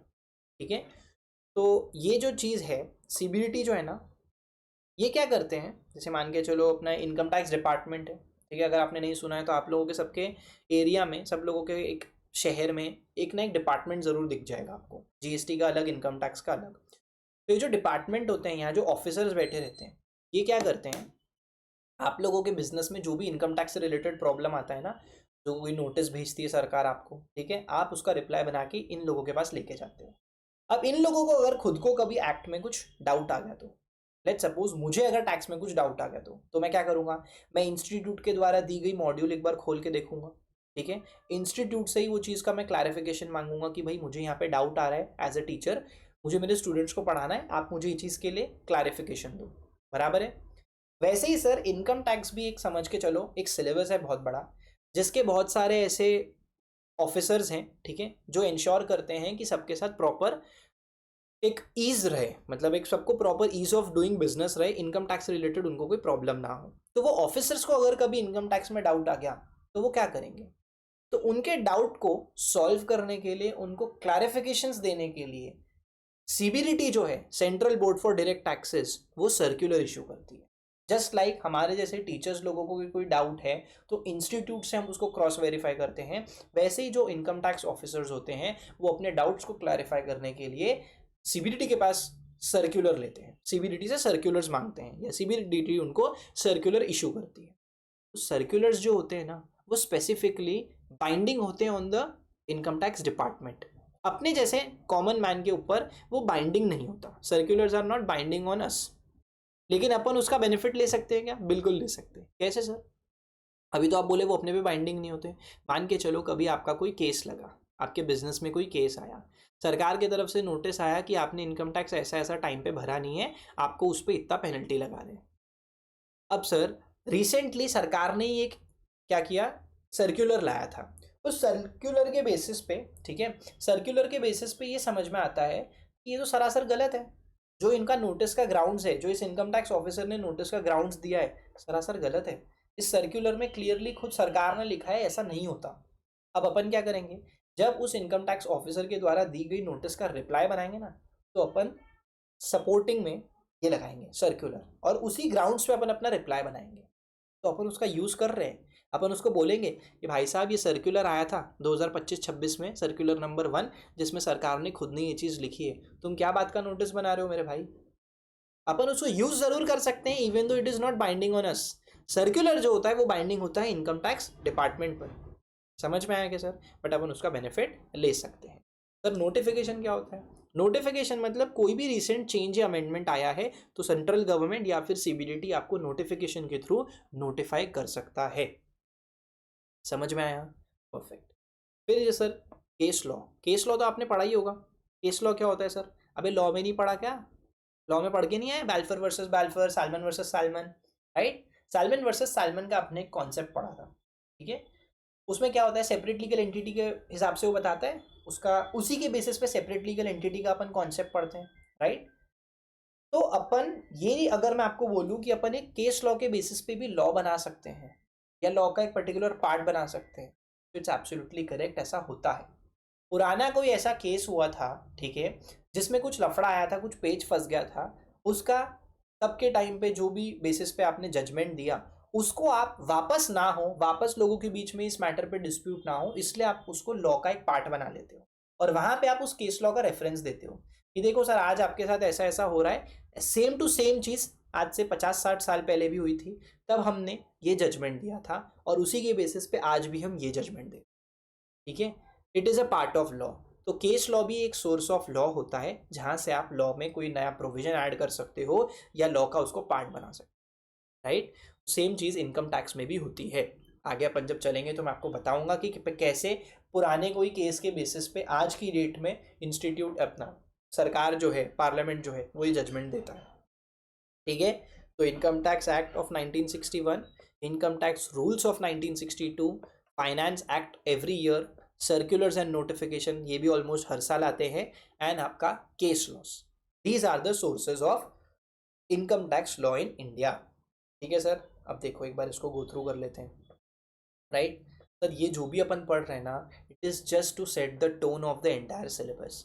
यहाँ से इंस्टीट्यूट सवाल पूछता है क्या, चांसेस आर लेस, क्योंकि ये एक बैकग्राउंड है, ये एक बेस है फॉर द एंटायर सिलेबस, ठीक है। अपन कोई एक्ट की शुरुआत कर रहे हैं तो पहले उस एक्ट के बारे में तो थोड़ा बहुत बेसिक पढ़ेंगे ना, बस अपन we are at that stage, इसलिए हो सकता है थोड़ा मोनोटोनस लग रहा हो, बट ट्रस्ट मी एक दो क्लास तो लगता ही एक मोमेंटम बनाने में है, ठीक है। एंड आज ही अपन second part of the class जो अब अपन चालू होने वाला है धीरे धीरे, वहाँ पे मैं आपको इतना बढ़िया एग्जाम्पल कराऊंगा कि आपको मज़ा आ जाएगा, ठीक है सर। चलो, sources of income tax laws in India की अगर मैं बात करूं तो भाई साहब ऐसा है कि अपन ने पहले कवर करा इनकम टैक्स, ठीक है, act 1961, it extends to the whole of India, 1 April 1962 को फोर्स में आया था। अरे बनाया 1961 में था बट फोर्स में 1962 से लाया गया था। इसमें रफली 298 सेक्शंस हैं एंड 16 शेड्यूल्स है। तो सर हमको 298 सेक्शन पढ़ने के नहीं भाई, 1961 में बनाया गया एक्ट है, आज की डेट में आधे से ज़्यादा सेक्शन तो काम के भी नहीं है। तो जो चीज़ काम की अपन वो पढ़ेंगे और थोड़ा बहुत फाइनल के लिए भी छोड़ दो भाई, सब चीज़ अभी पढ़ लोगे क्या। हर एक्ट में एक सेक्शन होता है, ठीक है, एक क्या मल्टीपल सेक्शंस होते हैं। हर सेक्शन का या मेजॉरिटी सेक्शंस का बोलो, नॉट एवरी सेक्शन बट काफ़ी सेक्शंस के सब सेक्शन होते हैं, उसमें क्लॉजेज होते हैं, सब क्लॉजेज होते हैं। इसका क्या मतलब सर, मैं अगर ये बोलूँ कि सेक्शन नंबर 10, ठीक है, इसको कैसे पढ़ोगे सर, यहाँ पे पता है क्या हो रहा है, यहाँ पे ये जो है 10, this is read as section number, ठीक है सर। ये जो 1 है, this is read as sub section, ठीक है सर। ये जो है A, this is read as clause, and ये जो रोमन में 1 लिखा है, this is read as sub clause, right. इस तरीके से रीड किया जाता है। तो कभी अगर आगे आपने कभी पढ़ा भाई ऐसा इतना लंबा लिख दिया, ये क्या लिख दिया, तो इसको ऐसे मत पढ़ना सेक्शन 10(1)(a)(1), तो ऐसे पढ़ना सब क्लॉज 1, ठीक है, of clause A of sub section 1 of section number 10, या section 10 sub section 1 clause A sub clause 1, ठीक है। हर एक्ट में ये चीज़ एक कॉमन होती है, ठीक है सर, समझ गया। उसके बाद हर सेक्शन में कुछ ना कुछ प्रोविजोज और एक्सप्लेनेशंस भी होते हैं। सर प्रोविजोज और एक्सप्लेनेशंस मतलब क्या, एक्सप्लेनेशन मतलब का तो मतलब क्लियर है कि भाई हमने सेक्शन में ये ड्राफ्टिंग करी है बट आपको इसमें डाउट आ सकता है, जनरल रीडिंग करने में लोगों को इसमें डाउट आ सकता है, तो सरकार ही उसमें क्या करता है, एक्सप्लेनेशन डाल देता है एक पर्टिकुलर चीज़ का।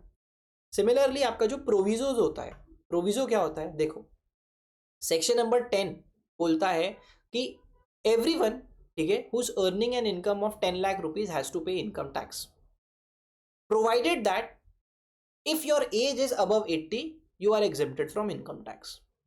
इसका क्या मतलब सर, जनरली पहले तो सेक्शन बोल दिया कि जिसकी भी इनकम 10 लाख के ऊपर है उसको टैक्स भरना कंपलसरी है, this is just an example, ठीक है। जिसकी भी इनकम 10 लाख के ऊपर है उसको टैक्स भरना कंपलसरी है। प्रोवाइडेड दैट का मतलब ये है कि भाई साहब लेकिन अगर आपकी एज 80 साल के ऊपर है तो you are exempted from income tax. तो प्रोविजोज मतलब एक्सेप्शंस, ठीक है। प्रोविजोज का मतलब होता है एक्सेप्शंस, कि जनरली तो लॉ ये बोलता है but there are certain exceptions attach to it, ठीक है, वो होते हैं प्रोविजोज। समझ गया सर। उसके बाद आता है सर अपना इनकम टैक्स रूल्स। तो the central board for direct taxes administers direct taxes, मैंने आपको बताया था। CBDT has the authority to make the rules for implementing the Income Tax Act of 1961। CBDT के पास अथॉरिटी होती है इनकम टैक्स एक्ट 1961 पे कुछ रूल्स बनाने के लिए, और फिर उसको इम्प्लीमेंट करने के लिए जो रूल्स बनाना है उसकी अथॉरिटी होती है। These rules are collectively known as Income Tax Rules of 1962।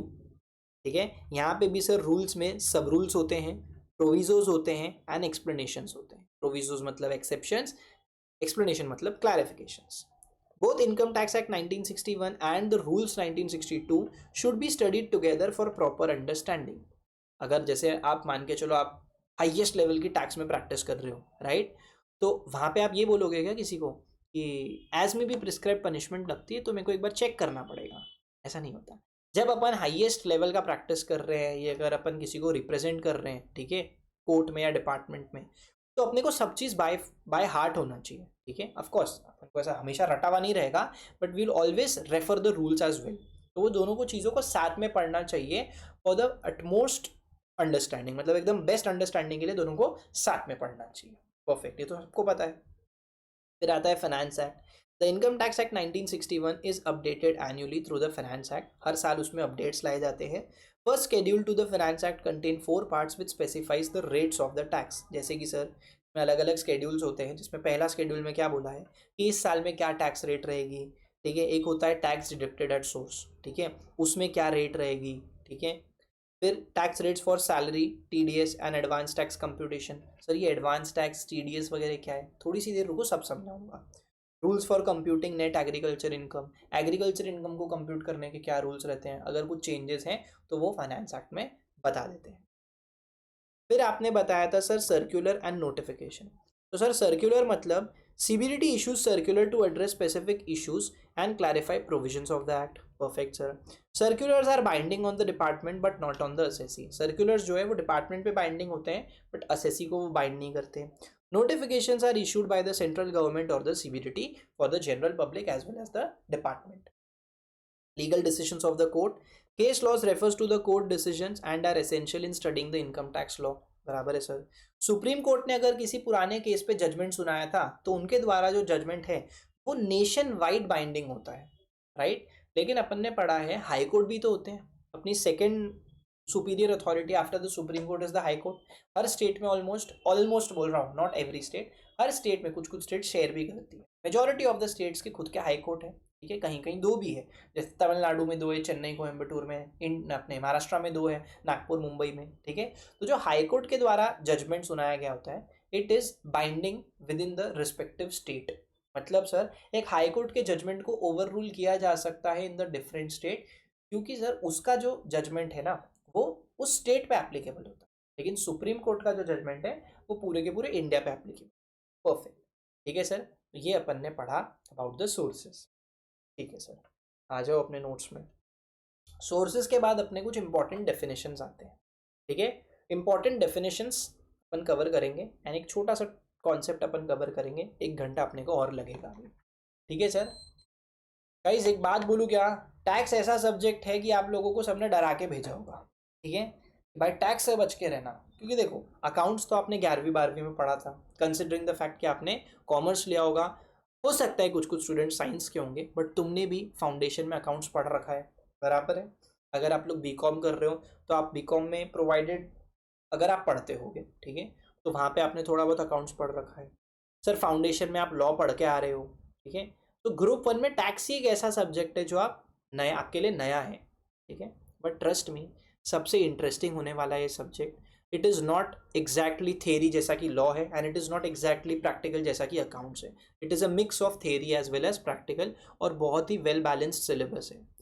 थोड़ा सा वास्ट ज़रूर है, बट अगर अपन थोड़ा स्मार्ट तरीके से पढ़े ना बहुत प्रेडिक्टेबल हो जाता है, ठीक है। बहुत कॉन्सेप्चुअल बेसिस पे आप पढ़ाई करो एंड उसके बाद आपको कुछ भी बर्डन नहीं लगेगा, ठीक है। बट अगर आप पहले दिन से ये सोचोगे कि टैक्स से तो फट रही है, टैक्स तो बहुत बड़ा है, टैक्स में लोगों के मार्क्स नहीं आते, तो ऐसा बिल्कुल भी नहीं है, राइट, ऐसा बिल्कुल भी नहीं है। समझ के चलो आप कि टैक्स आपका मेक और ब्रेक होने वाला है ग्रुप 1 में, टैक्स आपकी नैया पार लगाने वाला है ग्रुप 1 में, ठीक है।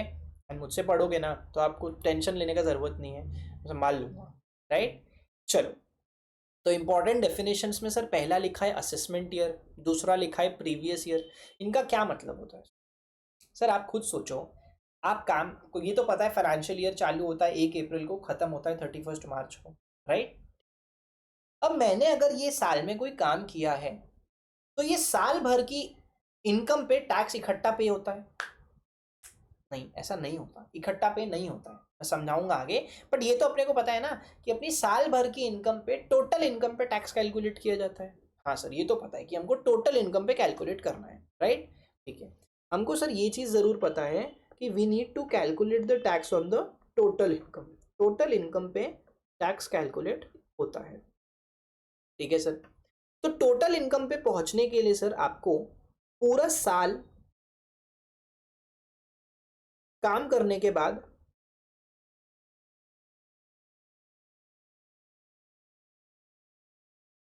ही तो पता चलेगा ना कि कितनी इनकम है। पूरा साल काम करने के बाद ही तो पता चलेगा कि कितनी इनकम है।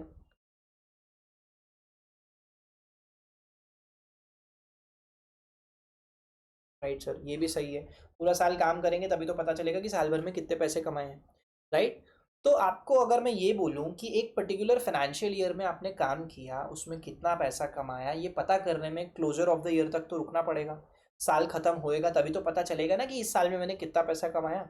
और साल खत्म होते ही तो पता नहीं चल जाएगा, थोड़ा बहुत दिन तो बुक्स फाइनल करने में भी लगता है ना। सब देखना पड़ेगा कि सामने वाले ने, ठीक है, ये खर्चा हमको अलाउड होता है क्या, इस खर्चे का हम बेनिफिट ले सकते हैं क्या। हमारे नेट प्रॉफिट पे पहुंचने के लिए, बुक्स को फाइनल करने के लिए हमको थोड़ा समय लगता है, राइट। तो आपका जो धंधा आपने किया है इस साल में, ठीक है, उस धंधे में जितना भी आपने पैसा बनाया है इस साल में, ठीक है, उस इनकम पे आप टैक्स भरते हो अगले साल में। समझ में आया क्या सर? तो previous year is the year in which you do all the business, you earn all the income, and assessment year is the year in which you pay the tax on the same, right. तो अगर मैं आपको बोलूं कि आप previous year 24-25 में काम कर रहे हो, ठीक है, माय बैड, आदत हो गई है 24-25 की। अगर आप प्रीवियस ईयर 25-26 में काम करते हो, ठीक है, तो 31 मार्च 2026 को वो साल खत्म होगा। आप थोड़ा टाइम लेके अपनी बुक्स फाइनल करोगे, एंड देन आपका जो नेक्स्ट ईयर है दैट इज 26-27, उसमें सर आप इस साल के ऊपर कमाई, इस साल में कमाई हुई इनकम पे टैक्स भरो। समझ में आया? तो ये जो साल होता है, ये होता है आपका प्रीवियस ईयर, ये जो साल होता है ये होता है सर आपका असेसमेंट।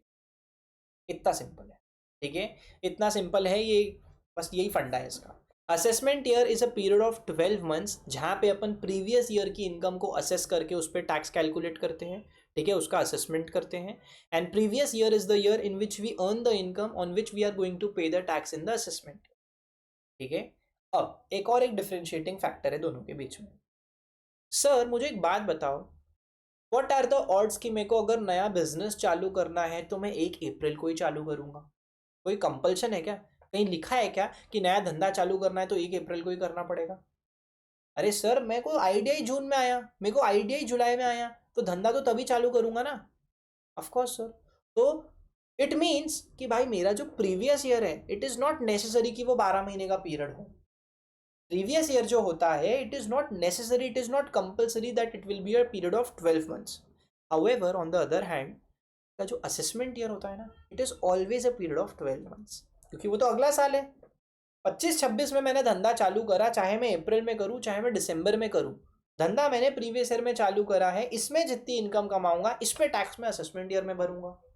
तो जो प्रीवियस ईयर है ना, इट मे और may not be a period of 12 months, however assessment year is always a period of 12 month. समझ गए क्या? क्लियर है?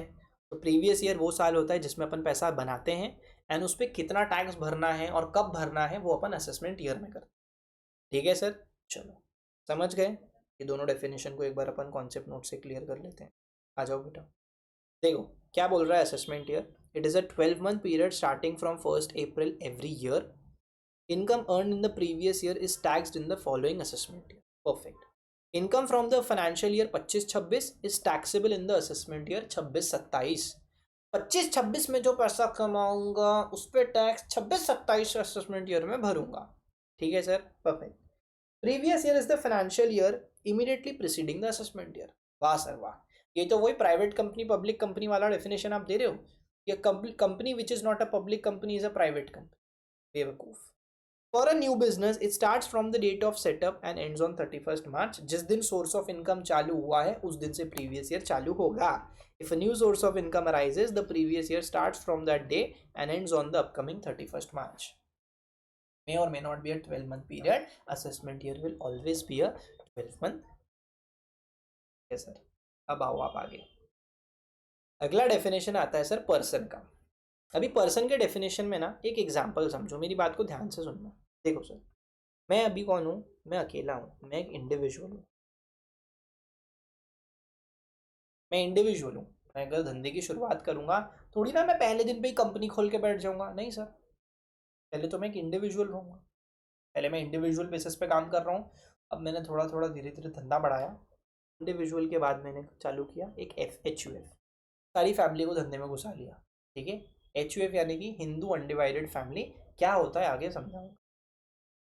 अब ये काम खत्म करके हुआ मेरा, अब मेरे को थोड़ा और काम बढ़ाना है, तो मैं क्या चालू करूँगा? मैं एक फर्म खोल लूँगा, partnership firm. Right, partnership firm पता है ना क्या होता है? मल्टीपल पार्टनर्स होते हैं। एक अकेला काम करे उससे बेटर अगर अपन 2-4 लोग मिलके काम करेंगे तो ज़्यादा कमा पाएंगे। राइट, तो फर्म खोलते हैं। फर्म से जब अपना पेट भर जाता है, अब अपने को थोड़ा और कमाना है, तो अपन कंपनी खोलते हैं। ठीक है, अपन क्या खोलते हैं? कंपनी खोलते हैं। फर्म में क्या होता है? फर्म के बाद अपन का नेक्स्ट स्टेज कंपनी का ही होता है। कंपनी खोल ली, ये बेसिकली एक टाइमलाइन रहता है। राइट, ऐसा ही अपने को पर्सन के डेफिनेशन में पढ़ना है। सर इसके अलावा कुछ चीज़ें और भी होती है। अगर आप इसकी बात करो, इसको भी इनकम टैक्स एक्ट की नज़रों में पर्सन बोला जाता है, क्योंकि यहाँ अगर इंडिविजुअल धंधा कर रहा है, उसने पैसे कमाए, हम उससे टैक्स कलेक्ट करेंगे। अगर आप अपना धंधा HUF के बेसिस पे करते हो, वहाँ से आप पैसा बनाओगे, हम वहाँ से भी टैक्स कलेक्ट करेंगे। अगर आप फर्म के बेसिस पे धंधा करते हो, वहाँ से आप पैसा कमाते हो, हम आपको वहाँ पे भी नहीं छोड़ेंगे, फर्म से भी टैक्स कलेक्ट करेंगे। अगर आप एक कंपनी खोल के धंधा कर रहे हो, तो कंपनी ने भी पैसे कमाए, company is a separate legal entity, हम वहाँ से भी आपके पैसे पे इनकम पे टैक्स लगाएंगे। ठीक है, इसके अलावा मैं और बताता हूँ। एक कॉन्सेप्ट होता है AOP का, एक कॉन्सेप्ट होता है बॉडी ऑफ इंडिविजुअल्स का, एक कॉन्सेप्ट होता है सर आपका लोकल अथॉरिटी का, एक कॉन्सेप्ट होता है अपना आर्टिफिशियल ज्यूरिडिकल पर्सन का। ये सारी चीज़ें आपने नहीं सुनी हो, ऊपर तो आपने पढ़ा है। इंडिविजुअल HUF ने आपने सुना है, पढ़ा नहीं होगा, मैं पढ़ाऊंगा। फर्म आपको पता है, कंपनी आपको पता है। अरे AOP क्या होता है? बॉडी ऑफ इंडिविजुअल क्या होता है? ठीक है, ये LA मतलब लोकल अथॉरिटी क्या होता है? AJP मतलब आर्टिफिशियल ज्यूरिडिकल पर्सन क्या होता है? AOP की बात कर। ठीक है, मान के चलो मैं हल्दीराम कंपनी के साथ, ठीक है, एक जॉइंट वेंचर करना चाहता हूँ। पार्टनरशिप नहीं खोल रहा हूँ, एक जॉइंट वेंचर कर रहा हूँ कि भाई साथ में काम करेंगे, जो भी कमाई होंगी आधा आधा बांट लेंगे। पार्टनरशिप नहीं करनी है, पार्टनरशिप नहीं करनी है। पार्टनरशिप कर रहे फिर तो वो फर्म में आ जाएगा। AOP जैसे IPL चल रहा है, IPL के दौरान 2 रिटायर्ड प्लेयर सुरेश रैना और अपना हरभजन सिंह, इन दोनों ने मिलकर बैट की कंपनी चालू करी, सॉरी बैट का धंधा चालू करा, कंपनी नहीं, बैट का धंधा चालू करा। पार्टनरशिप नहीं क्रिएट करी, बोला साथ में बैट बनाएंगे, बैट बेचेंगे, प्रॉफिट बांट लेंगे। ठीक है, association of person. Joint venture अगर आप कर रहे हो without creating a partnership firm, वो एसोसिएशन ऑफ पर्सन है। बॉडी ऑफ इंडिविजुअल, सर आप क्लब के अगर किसी मेंबर हो, कौन सा क्लब सर? अबे Rotary club, CP club, Gondwana club, कोई भी क्लब, आपके सिटी का कोई भी क्लब हो, ठीक है, लायंस क्लब, ये जो क्लब होते हैं ये क्या होता है? ये होती है बॉडी ऑफ इंडिविजुअल। कुछ लोगों ने मिलकर इसका फाउंडेशन स्टार्ट, मतलब इसको इनिशिएट किया होगा कि एक क्लब बनाते हैं, पूरा बड़ा क्लब बनाया, उसमें बहुत सारी एमिनिटीज़ एंड फैसिलिटीज़ रखी। ठीक है, एंड अब लोग उसकी मेंबरशिप लेके वो सारी एमिनिटीज़ फैसिलिटीज़ को यूज़ करते हैं। क्या ये कोई कंपनी है? क्या ये कोई पार्टनरशिप फर्म है? नहीं सर, ये तो सिर्फ एक बॉडी ऑफ इंडिविजुअल्स है। कुछ इकट्ठा करके, कुछ इंडिविजुअल्स लोगों ने इकट्ठा करके पैसे एक क्लब क्रिएट करा था आपस में एक दूसरे के बेनिफिट के लिए। और जैसे जैसे लोग बढ़ते गए अपन ने मेंबरशिप बांटते बांटते उन लोगों से पैसा लेके अपने ही क्लब में लगाया है। लेकिन वहां से भी अगर आप पैसा बना रहे हो तो उस पर भी टैक्स लगाया जाएगा और आपको बॉडी ऑफ इंडिविजुअल क्लब्स को पर्सन के डेफिनेशन में इंक्लूड किया जाएगा, राइट। तो बॉडी ऑफ इंडिविजुअल पैसा कैसे कमाता है? अबे यार, अगर उनके पास कोई बैंक्वेट हॉल है, उन्होंने वो बैंक्वेट हॉल शादी पार्टीज फंक्शंस के लिए रेंट पे दे दिया, वहां से पैसा आता है। चाहे क्लब के मेंबर्स को कंसेशनल रेट्स पे दो, बट पैसा तो आता है ना।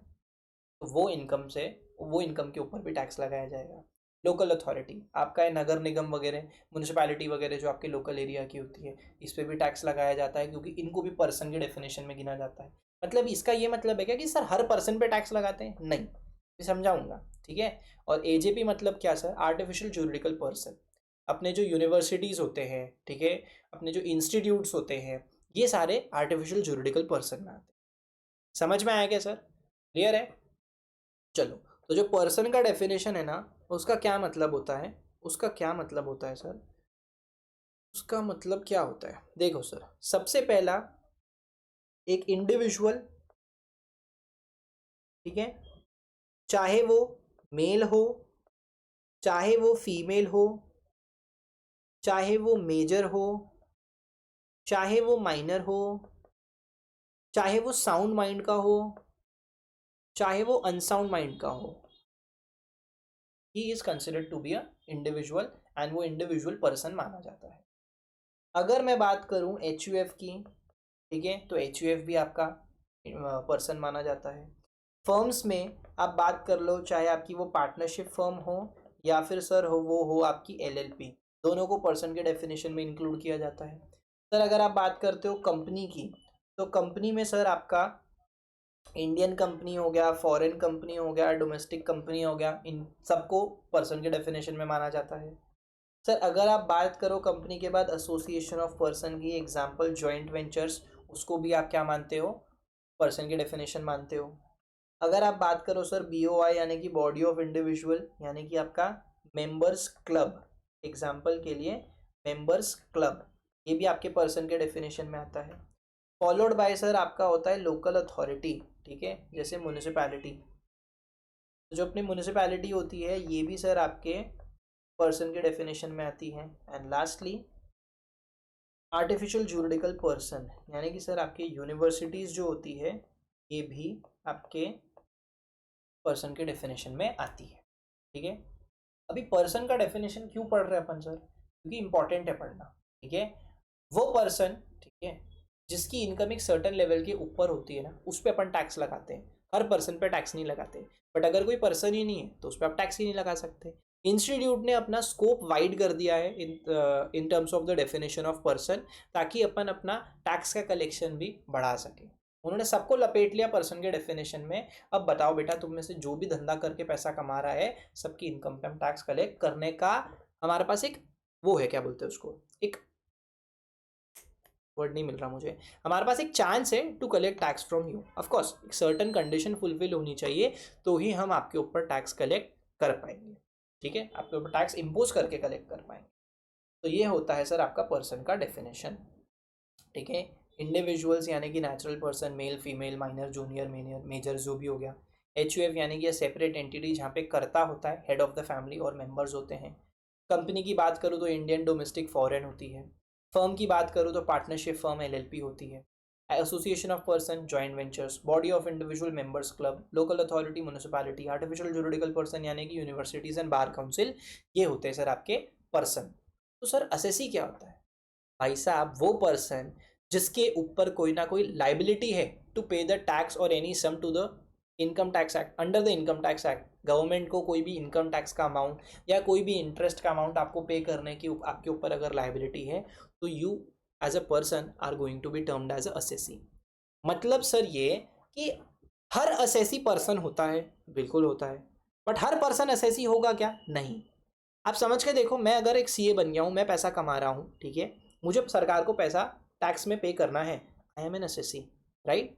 बट आप छोटे हो, अभी आपने अभी पैसा कमाना चालू नहीं किया है, राइट। तो आप लोग जो हो, पर्सन तो हो, इंडिविजुअल हो, माइनर हो, पर्सन तो हो, बट असेसी हो क्या? नहीं, you guys are not assessee right now, because आपके ऊपर कोई लाइबिलिटी नहीं है सरकार को पैसा पे करने की।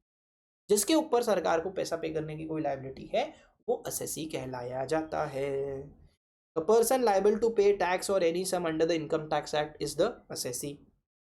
इट इंक्लूड्स डीम्ड असेसी, यानी कि a person treated as an assessee under any provision. Deemed assessee मतलब इनकम टैक्स एक्ट में आप आगे चल के ऐसा पढ़ोगे कि भाई साहब तुम्हारे ऊपर ना बाय डिफॉल्ट तुमको तो पेमेंट करना है सरकार को, you are deemed to be an assessee.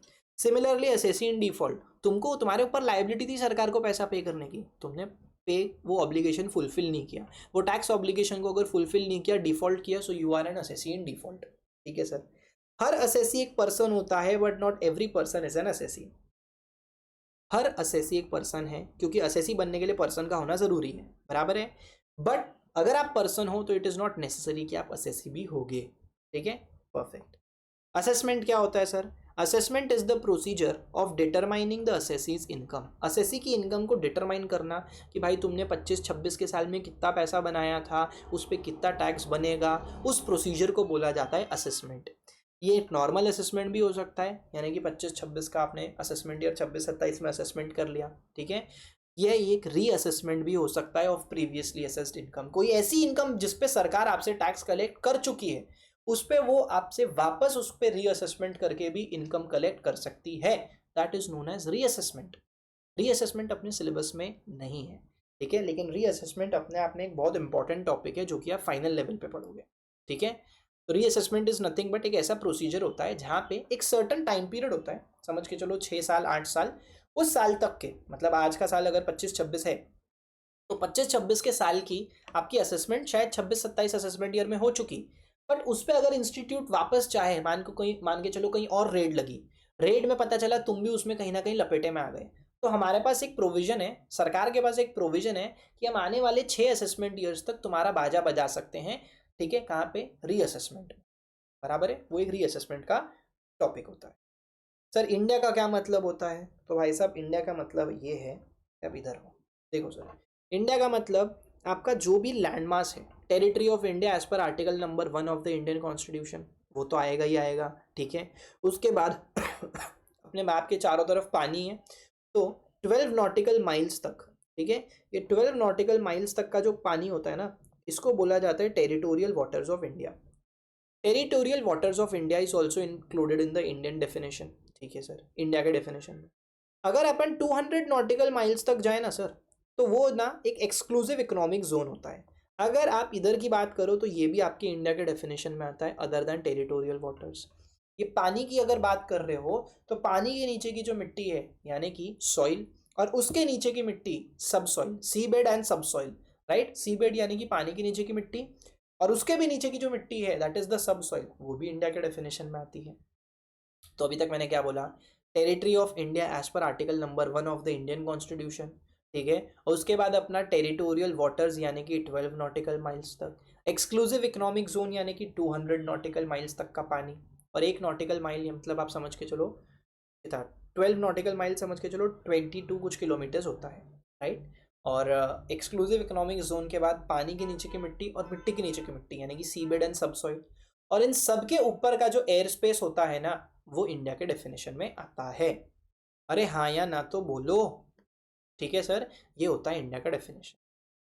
चलो इंडिया का डेफिनेशन भी हो गया। सर थोड़ा कुछ अच्छा भी पढ़ा दोगे क्या आप, कि ये बोरिंग चीज़ें ही पढ़ाओगे? ये इंडिया का डेफिनेशन अपन ने क्लियर करा, अब अपन आते हैं HUF पे, ठीक है, last second topic of the day, मतलब इसके बाद एक और एक चीज़ पढ़ेंगे। जी हाँ सर, अब आ जाओ आप HUF पे। ये चार्ट देखो आप, ठीक है, पहले एक बार इस चार्ट को अच्छे से गो थ्रू कर, ठीक है। थोड़े जाने पहचाने नाम लग रहे हैं, है ना, एक बार अच्छे से गो थ्रू कर लो इसको। कर लिया अच्छे से गो थ्रू? चलो अब मैं चालू करूं।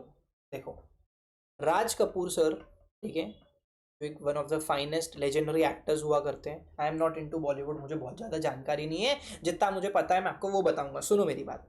राज कपूर सर एक one of the most finest actors of his time, ठीक है। उन्होंने शादी करी कृष्णा कपूर से, ठीक है, तो उनकी वाइफ बन गई कृष्णा कपूर। अभी इन्होंने क्या करा, राज कपूर सर ने अपने नाम की एक HUF क्रिएट कर ली, हिंदू अनडिवाइडेड फैमिली, ठीक है। अब व्हाट डज दिस मीन? इसका मतलब ये होता है कि हम आगे चल के, ठीक है, ये एक सेपरेट एंटिटी होती है other than apart from an individual. Raj Kapoor sir एक अपने नाम की एचयूएफ भी बना सकते हैं, राज कपूर एंड एचयूएफ। ठीक है, अभी अभी तो ये अकेले हैं, इन्होंने अपने नाम की एचयूएफ बना सकते हैं क्या? बिल्कुल बना सकते हैं। मतलब सर आप तो बोल रहे हो हिंदू अनडिवाइडेड फैमिली, तो फैमिली तो है ही नहीं अभी, अभी तो ये अकेले हैं, तो ये एचयूएफ कैसे बना सकते हैं? बिल्कुल बना सकते हैं भाई, फैमिली तो आगे बनेगी ना। बट हम पहले से एचयूएफ बना सकते हैं। फैमिली में जैसे जैसे लोग बढ़ते जाएंगे वैसे वैसे सब्जेक्ट टू सर्टेन कंडीशंस वो एचयूएफ के मेंबर बाय बर्थ बनते जाएंगे। ठीक है सर, तो एचयूएफ जो होती है वो एक सेपरेट एंटिटी होती है। अपने एग्जाम्पल में राज कपूर सर ने अपने नाम की एक एचयूएफ चालू करी, राज कपूर एंड एचयूएफ। ठीक है, उन्होंने आगे चल के शादी करी कृष्णा कपूर से। अभी जब उन्होंने शादी करी कृष्णा कपूर से, तो कृष्णा कपूर उस एचयूएफ के मेंबर बन गए। बन जाएंगे क्या? बिल्कुल बन जाएंगे sir, no issues about that. इन्होंने शादी करी कृष्णा कपूर से और अब एचयूएफ में एक और एक मेंबर हो गया सर, कौन? कृष्णा कपूर। सर ऐसे कैसे? अरे मुझे एक बात बताओ, फैमिली बनाने के लिए कृष्णा कपूर से शादी हुई है, अब जब अपनी शादी होती है तभी तो अपनी आगे फैमिली बनती है, तो कृष्णा कपूर भी आपके एचयूएफ के मेंबर बन गए। ठीक है, आगे चल के इनको अपने एग्जाम्पल के लिए इनकी मैंने फैमिली को थोड़ा रिस्ट्रिक्ट करा है, वरना इनकी फैमिली थोड़ी और बड़ी थी। ठीक है, आगे चल के इन दोनों की शादी के बाद इनको दो बच्चे हुए, रणधीर एंड ऋषि। कौन हुए सर? दो बच्चे हुए, रणधीर एंड ऋषि। ठीक है, तो सर ये दोनों पैदा हुए तो क्या ये बाय बर्थ एचयूएफ के मेंबर बन जाते हैं? जी हाँ सर, ये दोनों भी, रणधीर कपूर एंड ऋषि कपूर भी इस एचयूएफ के मेंबर बन जाएंगे बाय बर्थ। बहुत बढ़िया सर। तो मतलब सर ये लोग क्या सर मिलके धंधा करते हैं? सर मिलके करे, अकेले करे धंधा, इनको बस मेंबर बना ले, that is a secondary thing, but आप एचयूएफ के मेंबर जरूर बन सकते हैं। ठीक है, एंड यहाँ पे कर्ता कौन होगा सर? राज कपूर सर होंगे, the main member of the family, head of the family is the कर्ता ऑफ द एचयूएफ। रणधीर और ऋषि के बॉर्न होने के बाद वो दोनों भी एचयूएफ के मेंबर बन गए। उन्होंने आगे चल के शादी करी बबीता से। रणधीर जी ने शादी करी बबीता जी से। अबे बबीता जी मतलब वो नहीं है जो तुम सोच रहे हो, उनकी कोई और वाइफ थी। एंड ऋषि कपूर ने शादी करी नीतू मैम से। नीतू मैम मतलब अपने रणबीर की मम्मी। ठीक है, तो इन लोग जो ये बबीता जी हैं और नीतू जी हैं, ये भी क्या एचयूएफ के मेंबर बन जाएंगे? बिल्कुल बन जाएंगे, कोई इशू नहीं है, ये भी मेंबर बन जाएंगे। आगे चल के रणधीर और बबीता जी को बेटियां हुई, करिश्मा एंड करीना। ठीक है सर, एंड ऋषि और नीतू जी को बच्चे हुए, रणबीर एंड रिधिमा। ये लोग भी क्या बाय बर्थ एचयूएफ के मेंबर बन जाएंगे? बिल्कुल बन जाएंगे। सर ऐसा बोला जाता है एचयूएफ जब एक मेल मेंबर से चालू होती है तो उसके जो भी लीनियरली डिसेंडेंट मेल मेंबर्स होते हैं, ठीक है, वो उनकी वाइफ्स, उनकी डॉटर्स और उनके लड़के, ये सब लोग एचयूएफ के मेंबर बनते हैं। ठीक है, इन शॉर्ट अगर बोलूं तो same blood of the family में जो भी आपके फैमिली में नया मेंबर ऐड हो रहा है, इट ही और she will become the member of the HUF. चाहे वो आपकी वाइफ हो, वो आपके डॉटर हो, वो आपका सन हो, वो आपकी डॉटर इन लॉ, वो आपका ग्रैंड सन हो, वो आपकी ग्रैंड डॉटर हो, वो भी आपके मेंबर बनेंगे। Same blood of the family, बराबर है सर? ठीक है, तो अभी तक राज कपूर ने करिश्मा कपूर से शादी करी, रणधीर कपूर और ऋषि कपूर पैदा हुए same blood of the family में, चलो बन जाएंगे, कॉमन लीनियल असेंडेंट से सीरीज चल रही है। इन्होंने बबीता जी और नीतू जी से शादी करी, तो अपनी डॉटर इन लॉ भी एचयूएफ की मेंबर बन जाती है, बिल्कुल बन जाती है। आगे इनको दो डॉटर्स हुए, करीना और करिश्मा, ये भी एचयूएफ के मेंबर बन जाएंगे। ऋषि और नीतू को दो बच्चे हुए, रणबीर और रिधिमा, ये भी एचयूएफ के मेंबर बन जाएंगे। बट मजा अब आएगा, अब ध्यान से सुनो। रणबीर कपूर कपूर खानदान के ही हैं, ये शादी करने के बाद भी कपूर खानदान के ही हैं। इन्होंने आलिया भट्ट से शादी करी। ठीक है, क्या वो डॉटर इन लॉ जो है एचयूएफ की मेंबर बनेगी? बिल्कुल बनेगी सर, आपने बोला था wives and daughter in law HUF के मेंबर बनते हैं, तो बन जाएंगे, कोई दिक्कत की बात नहीं है। अभी अपन बात कर रहे हैं राज कपूर एंड एचयूएफ की। ठीक है, तो रणबीर कपूर की शादी हुई आलिया भट्ट से, तो डॉटर इन लॉ जो है वो आपकी एचयूएफ में मेंबर बन जाएगी। इनको आगे चल के बेटी हुई राहा। ठीक है, क्या वो भी मेंबर ऑफ एचयूएफ बन जाएगी? बिल्कुल बन जाएगी, नो इश्यूज अबाउट दैट। ठीक है सर, लेकिन यही अगर मैं बात करूँ करीना, करिश्मा और रिधिमा की, ठीक है, इन लोगों ने भी तो शादी करी, राइट? जैसे करिश्मा ने शादी करी संजय कपूर से, जो कि शायद रिसेंटली एक्सपायर हो चुके हैं, राइट? तो अब संजय जो है उनकी खुद की कोई दूसरी फैमिली है, he is not of the same blood, मतलब ये कपूर खानदान के नहीं है, he is not linearly descendant from Raj Kapoor, right? तो संजय कपूर जो है या संजय का जो भी सरनेम है, he will not become the member of the HUF. Likewise उनके भी जो बच्चे होंगे वो संजय के खानदान के बच्चे हैं, ना कि कपूर खानदान के, तो वो भी एचयूएफ के मेंबर नहीं बनेंगे। अगर अपन थोड़ा और रेलेवेंट टॉपिक लें तो करीना कपूर ने शादी करी थी सैफ से। वाह, ठीक है। उनको दो लड़के हुए, तैमूर और जय जो भी उसका नाम है, ठीक है। अभी तैमूर, जय और सैफ, ये तीनों भी जो है ना, ये खान फैमिली के हैं। They are from the Khan खानदान, ठीक है। ये लोग कपूर फैमिली के नहीं हैं, they are not linearly descendant from the common ancestor. तो ये तीनों भी एचयूएफ के मेंबर नहीं बनेंगे। समझ में आया क्या? वेर एज रणवीर की अगर मैं बात कर रहा हूँ तो उसने आलिया से शादी करी, Alia became a part of the Kapoor family, उनको जो बच्चा हुआ she became a part of the Kapoor family, ये कॉमन एंसेस्टर से लिंक्ड है। तो भाई साहब ये दोनों भी, आलिया और राहा, आपके एचयूएफ के मेंबर्स बनेंगे। सेम अगर रिधिमा की बात करूँ तो इसने भरत साहनी नाम के किसी आदमी से शादी करी थी और उनको डॉटर हुई समारा। तो भाई साहब ये दोनों भी जो है साहनी फैमिली के हैं, तो ये लोग इधर एचयूएफ के मेंबर नहीं बनेंगे। समझ में आया क्या? ये फैमिली चार्ट समझाने का आपको क्या मतलब था? अब एक बार आप टॉपिक पे आओ। देखो सर, एचयूएफ जो होता है it is not defined under the income tax act, ठीक है सर। तो इसको कहाँ डिफाइन किया गया है? इसको हिंदू लॉ में डिफाइन किया गया है, ठीक है। Consist of males descended from a common ancestor including their wives and daughters.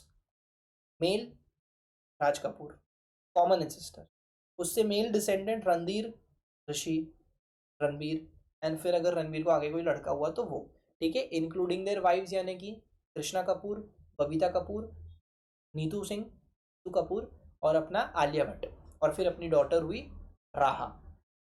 को partners, members with in the 4 degrees including the कर्ता। अब ये को पार्टनर्स क्या होता है, members with in the 4 degrees क्या होता है, ठीक है, उनको बोला जाता है को पार्टनर्स। सर को पार्टनर्स का मतलब होता है वो लोग जिनको ना राइट टू पार्टीशन, ठीक है, इनके प्रॉपर्टी में, एचयूएफ के प्रॉपर्टी में हक होता है, उनके पास राइट होता है कि वो इसका पार्टीशन भी डिमांड कर सकते हैं, को पार्टनर्स लोग। और को पार्टनर राइट्स किसके पास होते हैं sir? Members with in the 4 degrees, right.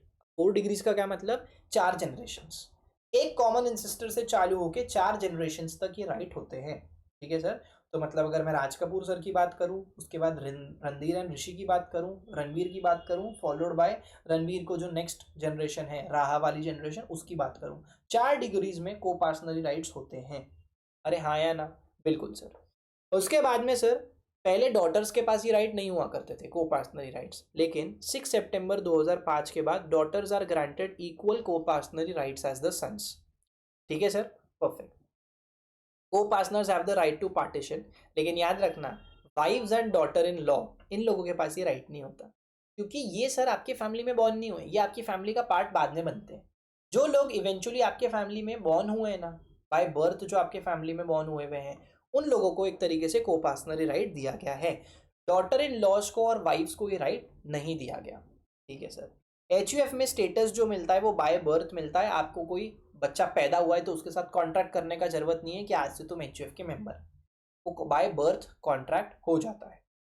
Jain और सिक्स जो है वो भी अपना एचयूएफ चालू कर सकते हैं under the income tax act, ठीक है। Income tax act 1961 also does not indicate that a HUF as an assessable entity must consist of at least 2 male members और 2 को पार्टनर्स, ठीक है। एचयूएफ में, इनकम टैक्स एक्ट में कहीं ये नहीं लिखा कि एक एचयूएफ चालू करने के लिए कम से कम 2 लोगों का होना जरूरी है। नहीं भाई, एक अकेला आदमी भी चालू कर सकता है, आगे आगे उसकी जर्नी बढ़ती रहेगी, फैमिली बढ़ती रहेगी, एचयूएफ का काउंट भी बढ़ता रहेगा, एचयूएफ के नंबर ऑफ मेंबर्स का काउंट भी बढ़ता रहेगा।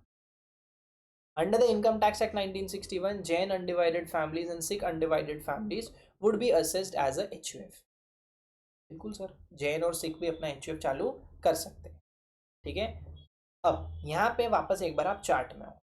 यहाँ पे मैंने सर, आप देख रहे होंगे कहीं कहीं पे मैंने येलो हाईलाइट किया है, कहीं कहीं पे मैंने ग्रीन टिक लगाया है, और कहीं कहीं पे मैंने क्रॉस मारा है रेड कलर से। What does that mean? Sir यहाँ पे येलो हाईलाइट का मतलब है जो जो लोगों को मैंने येलो हाईलाइट किया है they can be a member of the HUF and they have को पार्टनरी राइट्स। ग्रीन जहाँ पे हाईलाइट करा है उसका मतलब है they will be the member of HUF but they won't have the को पार्टनरी राइट्स। और जहाँ मैंने रेड क्रॉस मार्क करा है वो लोग ना तो एचयूएफ के मेंबर होंगे, ना उनके पास को पार्टनरी राइट होगा। समझ में आया सर? तो इसका मतलब ये होता है कि जो भी अपनी डॉटर इन लॉ और वाइव्स है, ठीक है, यानी कि सर अपनी डॉटर इन लॉ और वाइफ्स पे अगर आप फोकस करो तो वहाँ पे मैंने ग्रीन टिक लगाया है, उन लोगों के पास को पार्सनरी राइट नहीं होता, राइट। और जो अपने विद इन लीनियरली डिसेंडेंट है ही नहीं, कि अपने संजय, सैफ, भरत और उनके बच्चे जो दूसरे खानदान के हैं वो लोग एचयूएफ के मेंबर ही नहीं बन सकते। अरे हाँ या ना, समझ रहा है? चलो अगला टॉपिक आता है, there are two schools of Hindu law. अब what does that mean sir? Two schools of Hindu law का क्या मतलब होता है sir? Two schools of Hindu law का मतलब ये होता है कि भाई साहब हिंदू लॉ में जो है ना दो स्कूल बनाए गए हैं, जैसे कि एक होता है रेस्ट ऑफ इंडिया के लिए एंड एक होता है specifically for the state of West Bengal and Assam. ठीक है, तो जो वेस्ट बंगाल और आसाम के लिए होता है ना उसको बोला जाता है Dayabhaga school of Hindu law, और रेस्ट ऑफ इंडिया के लिए जो होता है उसको बोला जाता है Mitakshara school of Hindu law, right. क्या फर्क है दोनों में sir? Sir Mitakshara school of Hindu law तो बहुत सिंपल है, जैसे ही एचयूएफ में कोई भी नया मेंबर पैदा होता है प्रॉपर्टी राइट्स उसको बाय बर्थ एक्वायर हो जाते हैं। Every child in the family is a को पार्टनर, ठीक है, चाहे वो सन हो या डॉटर हो, बाय बर्थ उनको प्रॉपर्टी राइट्स मिल जाते हैं, बाय बर्थ वो एचयूएफ के मेंबर बन जाते हैं, कोई कॉन्ट्रैक्ट करने का जरूरत नहीं है, उन लोगों के पास बाय बर्थ प्रॉपर्टी राइट्स मिल जाते हैं। Whereas on the other hand Assam और वेस्ट बंगाल की अगर मैं बात करूं, that is Dayabhaga school of Hindu law, वहां पे बाय बर्थ प्रॉपर्टी राइट्स नहीं मिलते, वहां पे थोड़ा वेटिंग गेम खेलना पड़ता है। कहने का मतलब ये है कि no property rights by birth, rights arise only after the father's death. जब तक अपने ऊपर फादर्स की डेथ नहीं होती तब तक प्रॉपर्टी राइट अपने को ट्रांसफर नहीं होगा। Only the father and his brothers are the copartners. इसका मतलब चार्ट से समझते हैं सर। अगर मैं आपको बोलूँ कि राज कपूर की डेथ हो गई, राइट, तो जो प्रॉपर्टी राइट्स है वो भाइयों में बढ़ जाएगा, रणधीर और ऋषि में, बराबर है सर? परफेक्ट। अब जब तक ये दोनों जिंदा है ना तब तक रणवीर रिधिमा और करीना करिश्मा को प्रॉपर्टी राइट्स नहीं मिलेंगे। अगर ये लोग कहाँ होते? वेस्ट बंगाल या आसाम में होते, ठीक है। अगर Dayabhaga school of Hindu law in पे अप्लाई होता तो जब तक के राज कपूर जिंदा है तब तक के रणधीर और ऋषि को राइट्स नहीं मिलेंगे। राज कपूर के मरने के बाद राइट ट्रांसफर प्रॉपर्टी के होंगे रणधीर और ऋषि के हाथ में। जब तक ये दोनों जिंदा हैं तब तक करीना, करिश्मा, रिधिमा और रणवीर को प्रॉपर्टी राइट्स नहीं मिलेंगे, ठीक है। मान के चलो रणधीर कपूर एक्सपायर हो गया, ठीक है, तो अभी प्रॉपर्टी राइट्स किसके पास होंगे? तो ऋषि के पास तो होंगे ही, और करीना और करिश्मा के पास होंगे। करीना करिश्मा क्यों सर? क्योंकि उनके पापा की डेथ हो चुकी है, तो now they can have the को पार्टनरी राइट्स, राइट, प्रॉपर्टी राइट्स उनके पास हो सकते हैं। और रिधिमा और रणवीर को वेट करना पड़ेगा जब तक ऋषि कपूर की डेथ नहीं हो। जब मान के चलो रणधीर ऋषि दोनों की डेथ हो गई तो फिर करिश्मा, करीना, रणबीर, रिधिमा, अब इन लोगों में प्रॉपर्टी राइट्स बटेगा। I hope is it clear? ठीक है, I hope it is clear. ठीक है, तो भैया Dayabhaga school of Hindu law में क्या होता है, प्रॉपर्टी राइट्स फादर के डेथ के बाद ही पास ऑन होते हैं, लेकिन मिताक्षरा में ऐसा नहीं होता, बाय बर्थ आपको प्रॉपर्टी राइट्स मिल जाते हैं। ठीक है, coparcenary rights within the 4 degrees male members और आपके जो डॉटर्स होती है उनके पास होता है, डॉटर इन लॉ और वाइफ के पास नहीं होता, राइट। समझ में आया सर? 6 सितंबर 2005 के पहले डॉटर्स के पास को पार्सनरी राइट्स नहीं होते थे, लेकिन उसके बाद से उनके पास भी इक्वल को पार्सनरी राइट्स होने लग गए। को पार्सनरी राइट्स का मतलब होता है राइट टू पार्टीशन, ठीक है, ऑफ द एचयूएफ। समझ में आया क्या सर? तो इसी के साथ अपन ने सारे के सारे डेफिनेशंस जो अपने इंपॉर्टेंट थे with respect to the basics chapter वो क्लियर कर लिए हैं। ठीक है सर, अब अपन मूव ऑन करेंगे एक छोटे से टॉपिक पे and that will be the last topic of the class. ठीक है सर, तो इसमें क्या होता है सर? इसमें होता है जनरल रूल क्या बोलता है कि प्रीवियस ईयर की इनकम को टैक्सेबल किया जाता है इन द असेसमेंट ईयर, हाँ या ना? सर सबको पता है कि प्रीवियस ईयर की जो इनकम होती है that is taxable in the assessment year, but there is always an exception. ठीक है, एंड इस रूल के भी कुछ एक्सेप्शन है। जो जनरल रूल बोलता है कि प्रीवियस ईयर की income will be taxable in the assessment year, there are certain exceptions attached to it. और वो एक्सेप्शन क्या है? तो भाई साहब उसका अपने पास एक मेमोरी टेक्निक है, क्योंकि ये एक ऐसा मतलब एक ऐसा कॉन्सेप्ट है जिस पे इंस्टीट्यूट चाहे तो डायरेक्ट क्वेश्चन 5 मार्क का पूछ सकता है। ठीक है सर, तो यहाँ पे क्या मतलब आएगा? देखो सर, इसको अपन पहले फ्लो चार्ट से समझते हैं। इधर आओ, क्या लिखा है सर? स्पा पे discount. What do you mean bye spa पे डिस्काउंट? देखो, मान के चलो ये है अपना बिल्लू। कौन है सर? ये है अपना बिल्लू बदमाश, ठीक है, बिल गेट्स। ये बिल्लू बदमाश जो है ठीक है, he is a non resident and ये इंडिया में शिपिंग बिजनेस कर रहे हैं, मतलब अपने कंट्री से कुछ सामान लाते हैं शिप पे थ्रू और इंडिया की पोर्ट पे रखते हैं, इंडिया के पोर्ट पे रखा, मतलब अनलोड किया माल, इधर बेचा, इधर से पैसे बनाए और यहाँ से भाग रहे वापस US. What are the odds कि ये वापस आए? आ भी सकते हैं, अगर ये जेन्युइन बंदे तो आ भी सकते हैं, बट सर आज की डेट में किसी पे भरोसा नहीं किया जा सकता, है कि नहीं? ऐसा भी तो पॉसिबल है ना कि आज ये आए, इन्होंने यहाँ से पैसे बनाए और अब ये वापस रवाना हो गए, ये वापस कभी आए ही नहीं। अगर ये वापस कभी नहीं आए तो हम इनसे इंडिया में जो इन्होंने इनकम कमाई है ये माल को यहाँ अनलोड करके उस पर टैक्स ही नहीं कलेक्ट कर पाएंगे, ठीक है? तो जब कभी भी एक नॉन रेसिडेंट बंदा इंडिया में शिपिंग बिजनेस करता है, ठीक है, उसको हम इंडिया से वापस नहीं जाने देंगे जब तक कि तू बेटा टैक्स नहीं भरता। वो बोलेगा कि सर ये तो प्रीवियस ईयर है, इसकी इनकम पे तो टैक्स असेसमेंट ईयर में लगना चाहिए, तो हम उसको बोलेंगे कि तुम्हारे लिए तो ये एक्सेप्शन बनाया गया है स्पा पे डिस्काउंट। सर ये क्या एक्ट में लिखा है क्या स्पा पे डिस्काउंट? नहीं भाई, ये मेमोरी टेक्निक है, ठीक है, this is a memory technique, समझे क्या? तो shipping business of a non resident, ठीक है, उस नॉन रेसिडेंट को इंडिया से वापस नहीं जाने दिया जाएगा जब तक कि बेटा तू अपना टैक्स अमाउंट पे नहीं करता या अपने टैक्स अमाउंट के लिए कोई करस्पॉन्डिंग अरेंजमेंट नहीं करता। इसका मतलब तो ये हुआ सर कि अगर बिल्लू बदमाश, ठीक है, साल 24-25 में इंडिया आया, तो 25-26 में इंडिया आया, तो उसने इंडिया में अगर कोई इनकम कमाई in the month of April 2025, ठीक है, तो हम वेट नहीं करेंगे 26-27 वाले असेसमेंट ईयर तक को, ठीक है, उसकी 25-26 की इनकम को टैक्सेबल करने के लिए। इंस्टेड हम उसकी इनकम पे तभी ताबड़तोड़ टैक्स लगा देंगे ताकि हमारा जो एक रिस्क है ऑफ द रेवेन्यू लीकेज या आप बोलो टैक्स कलेक्शन ना हो पाने का जो रिस्क है वो हम रिड्यूस कर पाए। समझ में आया? जो तो बिल्लू बदमाश जैसे लोग हैं shipping business of a non resident in India, उस पर अपन प्रीवियस ईयर की इनकम में प्रीवियस ईयर में टैक्स लगाने का अपने पास ऑप्शन होता है। अपने पास मतलब असेसिंग ऑफिसर जो अपना असेसमेंट वगैरह कर रहा है ना, डिपार्टमेंट के पास there is an always an option to tax the income of the previous year in the previous year itself for a shipping business of a non resident in India, right? पहली चीज। दूसरी चीज, ये कौन है? विज्जू भी, ठीक है, ये अपना विजय माल्या, ठीक है, ये जो विजय माल्या है अपने को पता है कि सर ये इंडिया से भागा था। ऐसे ही और भी लोग हैं जो इंडिया से भाग सकते हैं, राइट? उनको पता है कि उनके पास बहुत सारा डेट में है, सरकार का बहुत सारा टैक्स का पेमेंट उनको करना है, and now they are secretly planning to leave India without any intentions of coming back. सरकार को अगर इसकी टिप मिल गई ना, ऐसे लोगों को पकड़ा जाएगा, बोला जाएगा तेरे को भागना है ना, तू भाग, रुक पहले 1 मिनट, भाग जाना, बट पहले तू पूरा का पूरा पैसा भर के जा। वो बोलेगा अभी तो प्रीवियस ईयर चल रहा है, असेसमेंट ईयर में भरता हूँ ना, क्या दिक्कत है, क्या घाई है आपको? ठीक है, मेरे साथ ये अन्याय क्यों? सबके साथ आप प्रीवियस ईयर की इनकम पे टैक्स असेसमेंट ईयर में लेते हो, मैंने ऐसा क्या खास कर दिया भाई? ये बोलेंगे कि भाई since you are trying to leave India without any intentions of coming back, we don't want to take a risk and we want to tax your income of the previous year in the previous year itself, and we don't want to wait till the assessment year.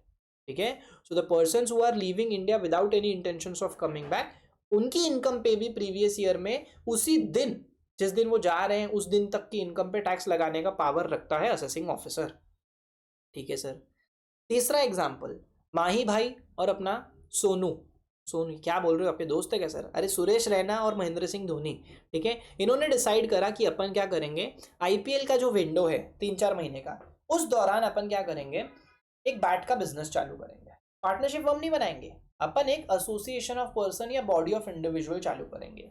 या तो अपन bat का छोटा मोटा joint venture कर लेंगे या एक club बना लेंगे, फिटनेस क्लब।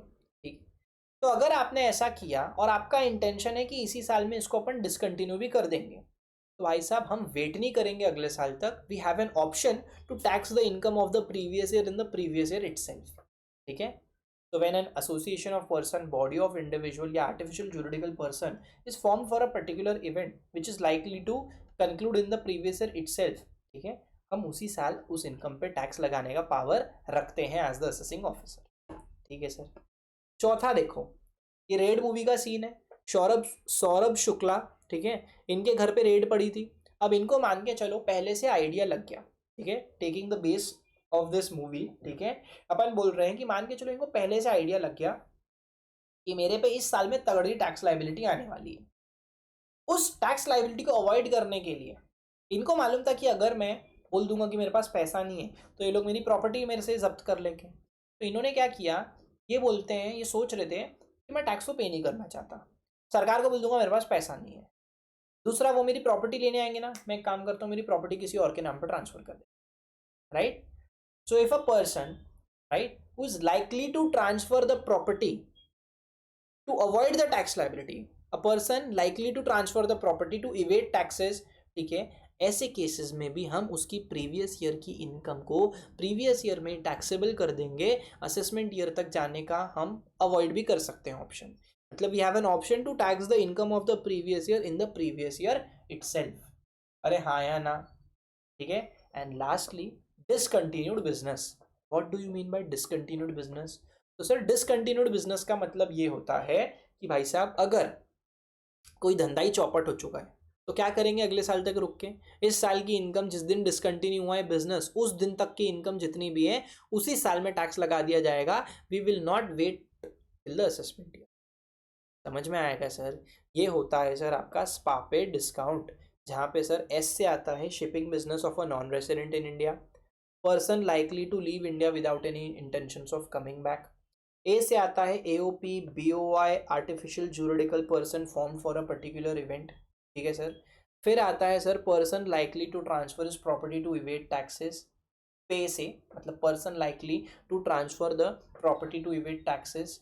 एंड लास्ट में आता है सर डिसकंटिन्यूड से, मतलब डिस्काउंट से आता है डिसकंटिन्यूड बिजनेस। समझ में आया क्या सर? क्लियर है क्या? अरे हाँ या ना तो बोल दो। स्पा पे डिस्काउंट, ठीक है, स्पा पे discount, this is the shortcut of this concept, spa पे डिस्काउंट, जहाँ पे प्रीवियस ईयर की इनकम को प्रीवियस ईयर में टैक्सेबल किया जा सकता है। आओ एक बार रीड कर लेते हैं इसको। सबसे पहला बोला है shipping business of a non resident. Ships owned और chartered by a non resident cannot leave an Indian port unless the tax is paid और an arrangement is made for the payment. जब तक के बिल्लू बदमाश तुम टैक्स पे करके जाओगे नहीं या टैक्स का अरेंजमेंट करके जाओगे नहीं, हम तुमको जाने नहीं देंगे। So we have an power, ठीक है, to tax your income of the previous year in the previous year itself. दूसरा, person leaving India. If an individual is likely to leave India without returning, ठीक है, without any intentions of returning, tax is levied on their income up to the departure date in the current assessment year. इस साल की income पे इसी साल में tax लगाने का पावर हमारे पास रहेगा। AOP BOI artificial juridical person formed for a particular event or purpose. So if an AOP or BOI is likely to dissolve within the same or the next year, इसी साल में या बस upcoming year चालू होते ही हम इसको अगर डिसॉल्व करने की सोच रहे हैं तो ऐसे केसेस में assessing officer can tax its income up to the dissolution date.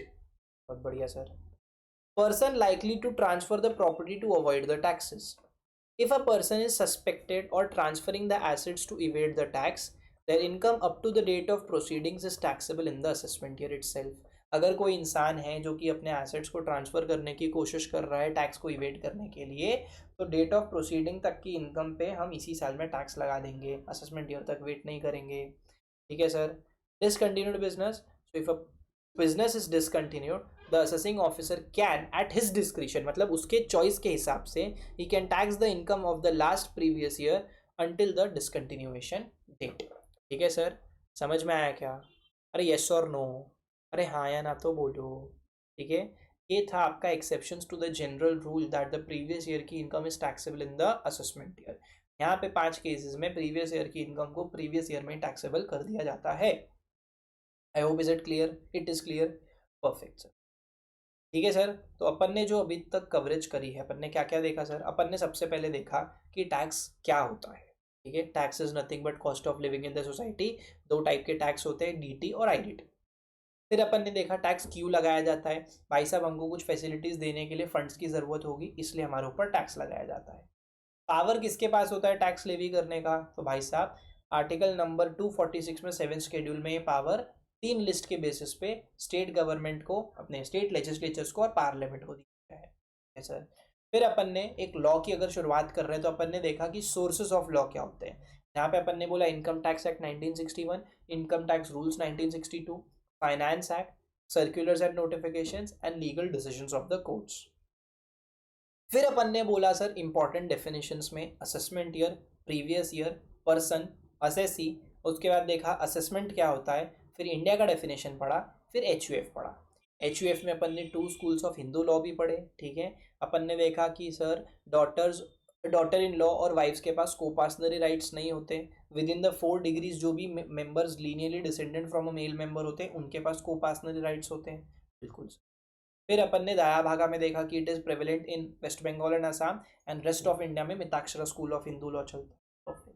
General rule बोलता है कि प्रीवियस ईयर की इनकम को प्रीवियस ईयर में असेसमेंट ईयर में टैक्सेबल किया जाता है, बट इसके एक्सेप्शंस पड़े अपन ने स्पा पे डिस्काउंट, जहाँ पे प्रीवियस ईयर की इनकम को प्रीवियस ईयर में ही टैक्सेबल किया जाता है, राइट।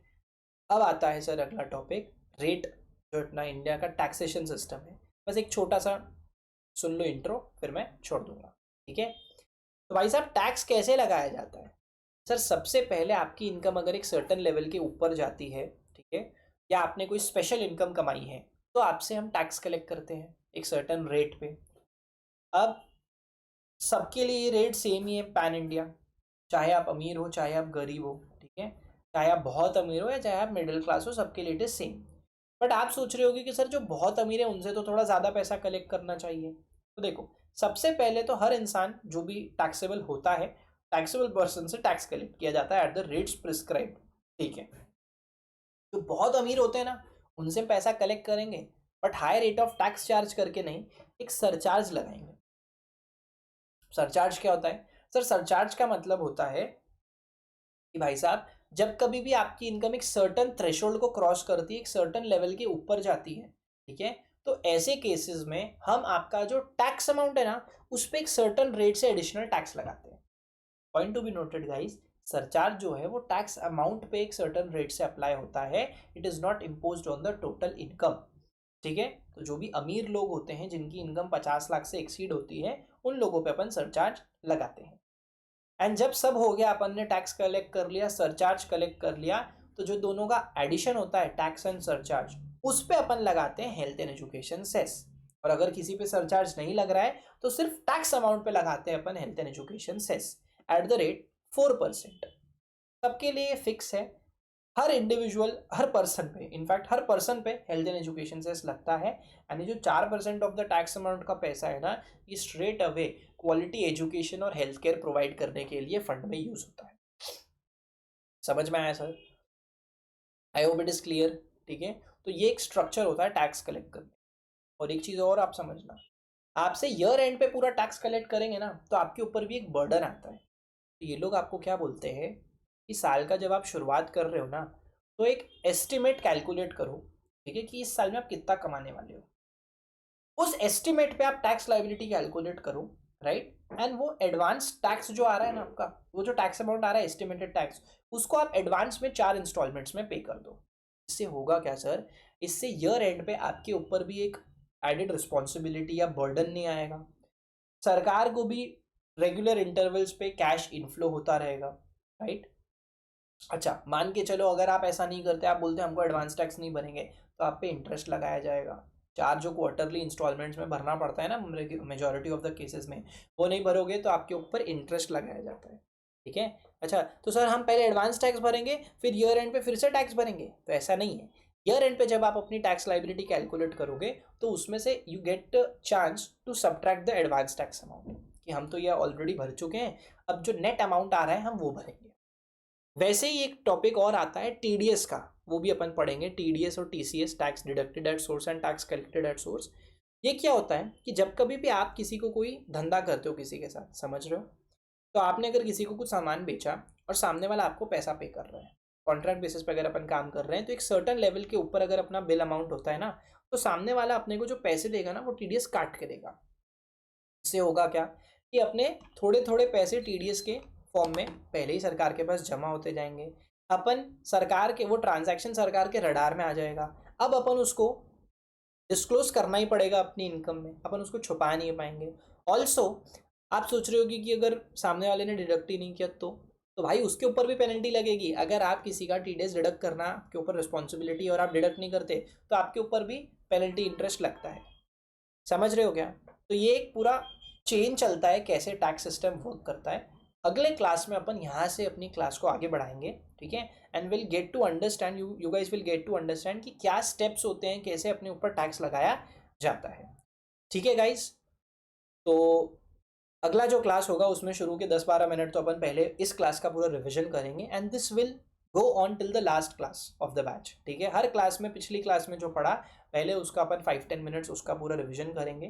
ठीक है, ताकि आप लोगों का भी क्यूमुलेटिव रिविजन होता रहे। राइट सर, चलो तो मिलता हूँ आपसे बहुत ही जल्दी नेक्स्ट क्लास में, that is tomorrow. And till then all the very best, पढ़ते रहो। एंड जाते जाते एक बार और बोल दूँ कि now you guys are in inter, so big congratulations for that. And थोड़ा बहुत अब सीरियस हो जाना, ठीक है, इसको फाउंडेशन के समान लाइटली मत लेना। ठीक है, so all the very best, see you super soon in the next class and stay tuned for the next lecture. Bye bye, take care.